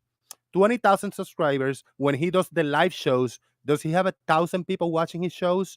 That is the amount of people that I got watching, you know? He never get 1,000 people watching. I got 50 people watching, and if I had 2,000 subscribers, I probably have 100 people watching. And that is evidenced by the previous few years when I did the show in my original channel. I had 100 plus people watching with 2,000 subscribers. For the longest time, I never reached 3,000 subscribers, and I had 100 plus people watching, 150, 200 people watching. So thank you very much. I appreciate it. You guys are fucking awesome. You guys are keeping this channel alive, and the math doesn't lie. This is a beautiful amount of live viewers per the amount of subscribers that I have. Thank you very much. All right, you say the firmament, and Bob say make it as a question. That was Bob and Gerard. My question was, how did they discover the Van Allen belts? Well, I haven't looked into the personal biography of the man known as Van Allen, but I have referred to a few images here in the. No, answer the question. How did they discover the Van Allen belts? Like I said, I don't know the biography of the They man fired known as Van Explorer Allen. 1 into space, and they had instrument problems, and they checked it, and they found the radiation by entering the Van Allen belts in the 50s. So okay, that's there the goes story, isn't it? there's your other argument shot to hell. Van Allen also didn't discover the Van Allen belts. He predicted the Van Allen belts. They were discovered afterwards by somebody else. Right? It's named after him, and that's the end of the story. They allegedly slingshot people through the Van Allen belts, but today, their excuse today is why we can't leave low Earth orbit, regardless of your whatever you have to say. They have the excuse being the Van Allen belts. They say anyone that is to leave the Van Allen belts will, be burnt to death. They'll say the absolute whatever it is. That anywhere. Nobody I've read that anywhere. The equipment is questionable. That's what I've read, mate. Passengers. Yeah, nobody ever said that. And where's the James Webb Telescope right now? Is it inside the Van Allen belts or outside of it? I don't believe the James Webb Telescope actually exists. Yeah, you can see it with a telescope. I've studied the imagery released from the James Webb Telescope. I've studied it extensively, and I've come to my conclusions. What about the people that can see the James Webb Telescope going to its final position, and you can see it with a telescope? I'd love to see it. All right, I'll do it for you. Thank you. I appreciate It's it. easily denied. I'm not here just to deny things, guys. I'm here spreading information from what I know from my own ground base. Correct. So you say that you don't like to just easily deny things. Question then, what do you think of the ISS? I mean, the fact that we see it. Well, the ISS, like I said, is in low Earth orbit. That it changes shape on cue, and things attached to it and detach from it. So it's constantly changing shape. It's obviously there, and it's actually active, having things done to it. Yeah, there's no other than it's at least 250 miles away from the Earth, and it got people on it, and it receives visitors and other shuttles, latch to it and bring stuff and take it away, as we are told. There's no denial there. I'm not denying that at all. And that's why my question is, seemingly there is such a thing as Earth orbit. So we do see, if you can put a object high enough in the atmosphere, seemingly there is an orbit around something, right? Around, not necessarily a circle, spherical planet, but we're around a spherical planet. not necessarily at all. That's my point. We are seeing an orbit of magnetism, seemingly being spherical, but it's not spherical. We are not seeing objectively a spherical planet, but we are seeing metaphysically a spherical. Following a path. So by magic, like portals, like Pac-Man portals. What is it? How is it? Regardless, let's pretend it was a globe. It's still magic, right? So we can use the magic argument. No, it's not magic. It's science. It's physics. There's no magic in Exactly, physics and science. But science. science and physics is magic, is it not? Oh, well, okay. Woo, that's new. But you get my point. Let's pretend it was real. I It's get still that you are magic. lost in your own mind. You are just lost, brother. That's what I get. Yeah. I don't think so. I think we're all lost, and regardless of, maybe we're not lost. Maybe we can make money from this sort of thing. Maybe we are discovering things. Maybe we're discovering things that can benefit us in our day-to-day life, and that's not going to be. These things are real. Like science is real. We can discover electricity. We can discover energy. Things like this. We can apparently put things into orbit. But there's still something happening at play. And this is why we have Freemasons today. That have Freemasons, even the most top Freemasons that run the world and Hollywood and these systems, not getting too deep into it, but even they believe in the flat earth hologram. So, it's not as straightforward as we like to believe. Got any citation for that? Or you just made that up too? That's a whole nother facet of the cube. No, we can look into that. Like I said, citation, deep end. This is when we look into Hollywood and. I don't know. Let me turn on my camera just 1 sec. So I was doing my intro. I was going like this and this and like this, and then like this. Does that mean anything, or does it just mean like I'm just telling you have to hit the like and subscribe? Do you see my camera? Nah, that means that. Jose, that means you're a part of the Illuminati. No, he's not a part of it. Jose, your camera's a bit glitched. Yeah, I think we have an awesome audience here today in general, and I think we can actually come to conclusions here. And we can maybe come to agreements too. We don't have to be saying you're wrong. We don't have to use people like me here as entertainment. Maybe we're all here together coming to conclusions. Oh, shit. Right? I'm buffering. Shit, I'm buffering. Yeah, you're buffering. Yeah, unfortunately. I think most of us can come to a conclusion, but I don't think you'll share it. No, I will share it, and that's my point. Maybe you can share what I have to say. So Anamorphic has posted here a GIF saying, "Hi, I'm Earth. Have we met?" Yes. Well, I've met Earth, and you've met Earth. So maybe we all share the same Earth. That's true. No, we don't. Okay, so according to you, we don't share the same Earth. I think we do. No. Well, we all see the same things. We just have different interpretations of what where we're at, what we're on. But the thing is, and I know you'll deny it. I mean, personally, everything I see since coming into this conversation, this community, everywhere I look, I see evidence of rotation and spherical shape. And I mean, I've seen nothing except standing in my backyard. You standing in my backyard, yeah, it looks flat. Go driving across the desert, it looks flat. But I see a mountain off in the distance that's just peeping up over the horizon, and it grows out of the horizon as I approach it. That's a spherical surface. Is why that happens.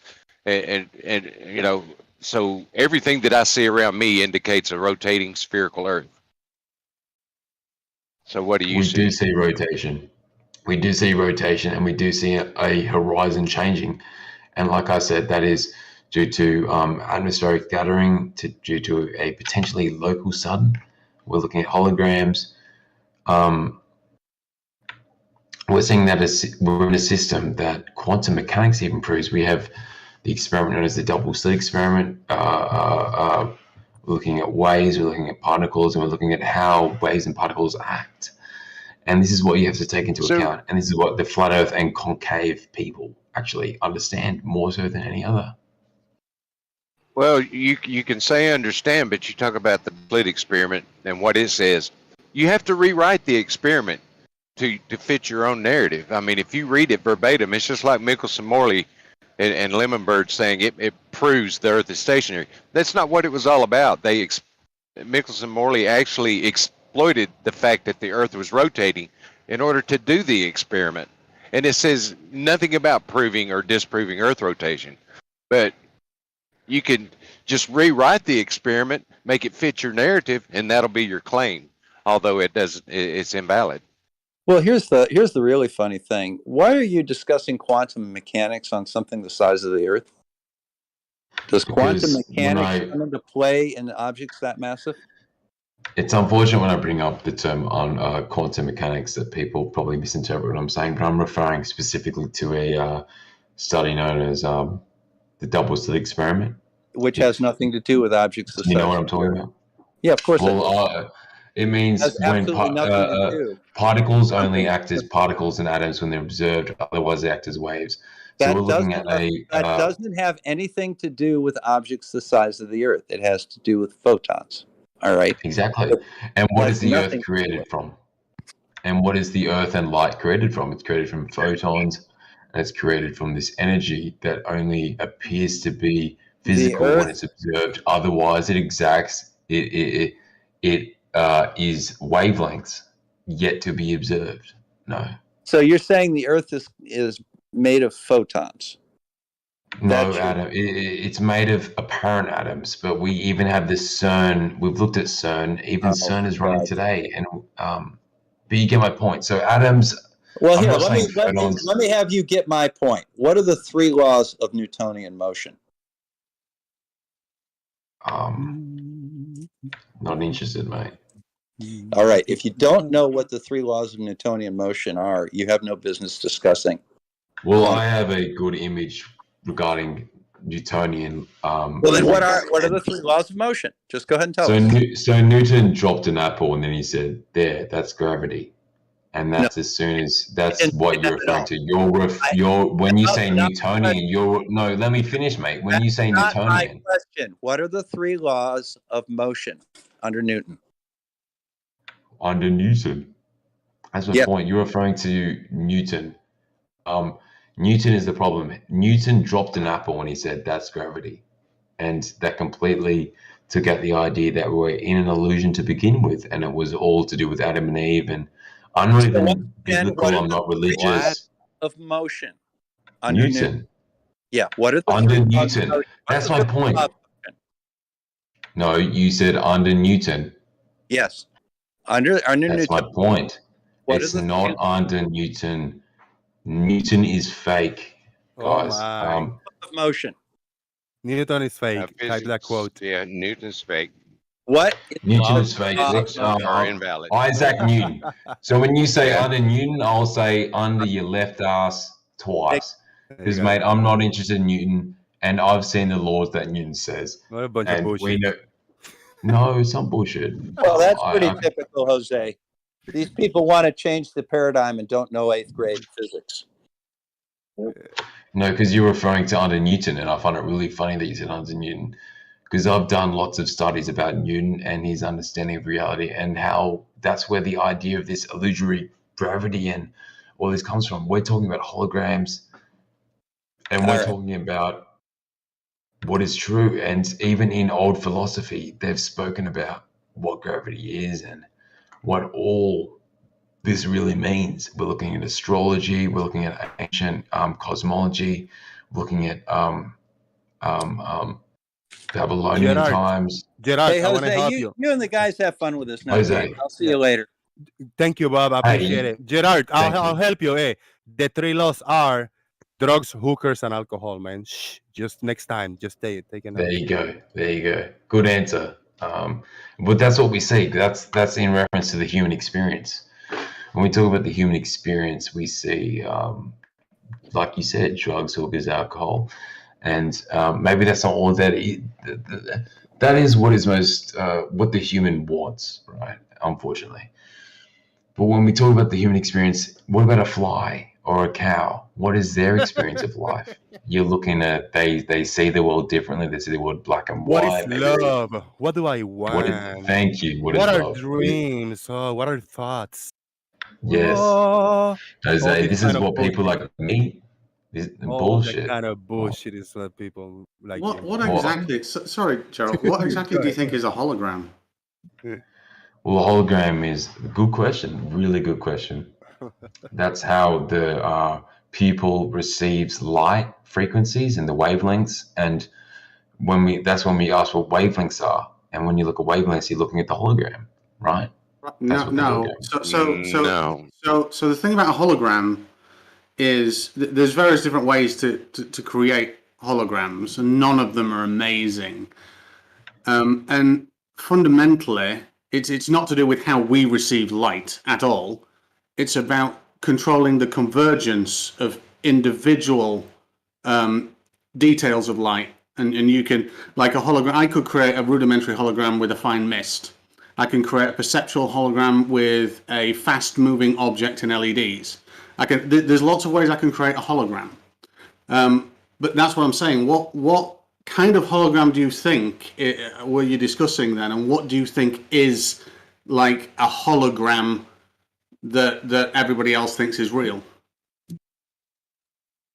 Well, I'm not referring to how humans create holograms. I'm referring to what a hologram means as a really broad general sense, and that's what quantum mechanics proves via the double slit experiment. So what we're seeing is waves and particles, and you have to realize we're talking about the pupil and how the eyeball receives this information. I mean, just really quickly, we know how eyeballs receive information, the cones and rods, the wavelengths of each one of those cones and rods, how the iris is made up. We as a child, not that I wanted to, but I got to, well, I can't remember whether I did or not, but I dissected a cow's eye as well, and it was horrific. That's disgusting. Yeah, it is.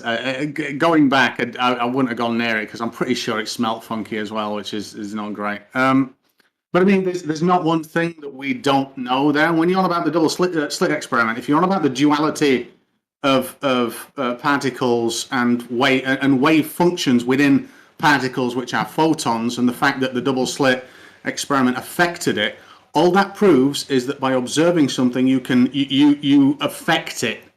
And you should be aware of that. So correct. Whatever observation mechanism you put into something, especially if you're dealing with very, very low energy electromagnetic waves, especially transverse electromagnetic waves, then you're going to affect what you're observing by nature of whatever that apparatus is. That's all that proved. Well, it proves many things. Regardless of how you say it, I can look into the definitions specifically of the hologram argument, and it's very basic stuff. The hologram argument, even people like Elon Musk says dominance here is because you have a mind, correct? Well, I don't know whether I have dominance here, but no. What I'm saying is stick with that one point. We can affect things with our mind, yeah? That's an interesting statement, that, because you can actually prove and or disprove that really easy by having multiple minds trying to affect something differently. Now, unless it's unless you couple electrodes up to someone's brain, that statement, there would be scientific evidence and papers about it. If you can point me to them, I'd love to read them. Well, if you've read the double slit experiment, that's all you need. And in papers in gutting the mind, there's not much evidence out there that scientists are actually looking at. But we've seen most of the proof is the cutting edge current science with quantum mechanics.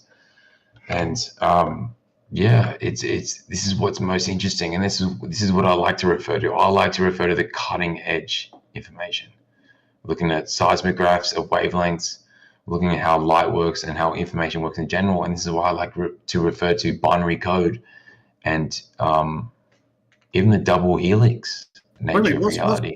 So what's binary code got to do with anything, just out of interest? I think everything is binary coded. It's a simulation. So we're looking at the matrix. We're looking at zero. We're looking at on and off.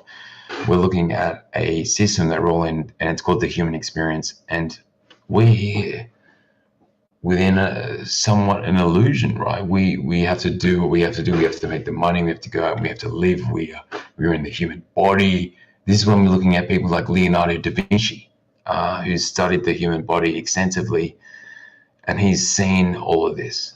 Wait a minute. Let's And just go back just to that. Sorry, just so you don't go off onto a few other things.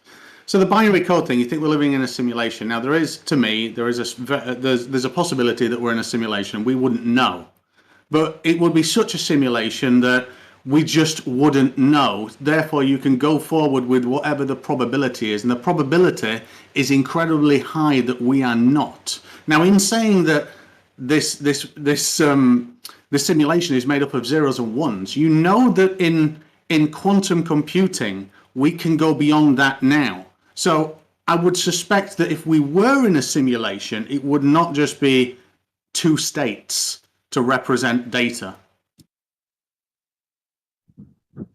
I don't believe so either. That's why we look at quantum. What does quantum mean? Quantum means on and off at the same time. That's why we see quantum computers. Quantum computers means, do you know how computers work? Computer works through binary. Double So we have speaking quantum. again. Double speaking. Sorry, I'll be right back, guys. That's why you love to do double speaking. And then you bring this quantum trying to whistle So I I'm know. buffering again. I just want to apologize to the audience if it's buffering. I don't know how to fix it. I'm just gonna wrap up the live show. You guys can stay here. I'm sorry, I don't know what's going on. I'm gonna reinstall OBS because Streamlabs is giving me some issues. So thank you guys for watching. I'm just gonna wrap it up.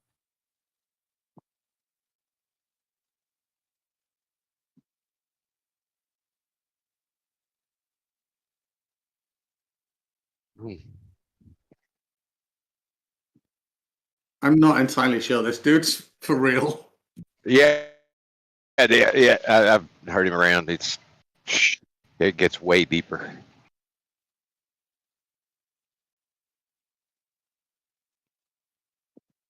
And I'm not exaggerating when I say way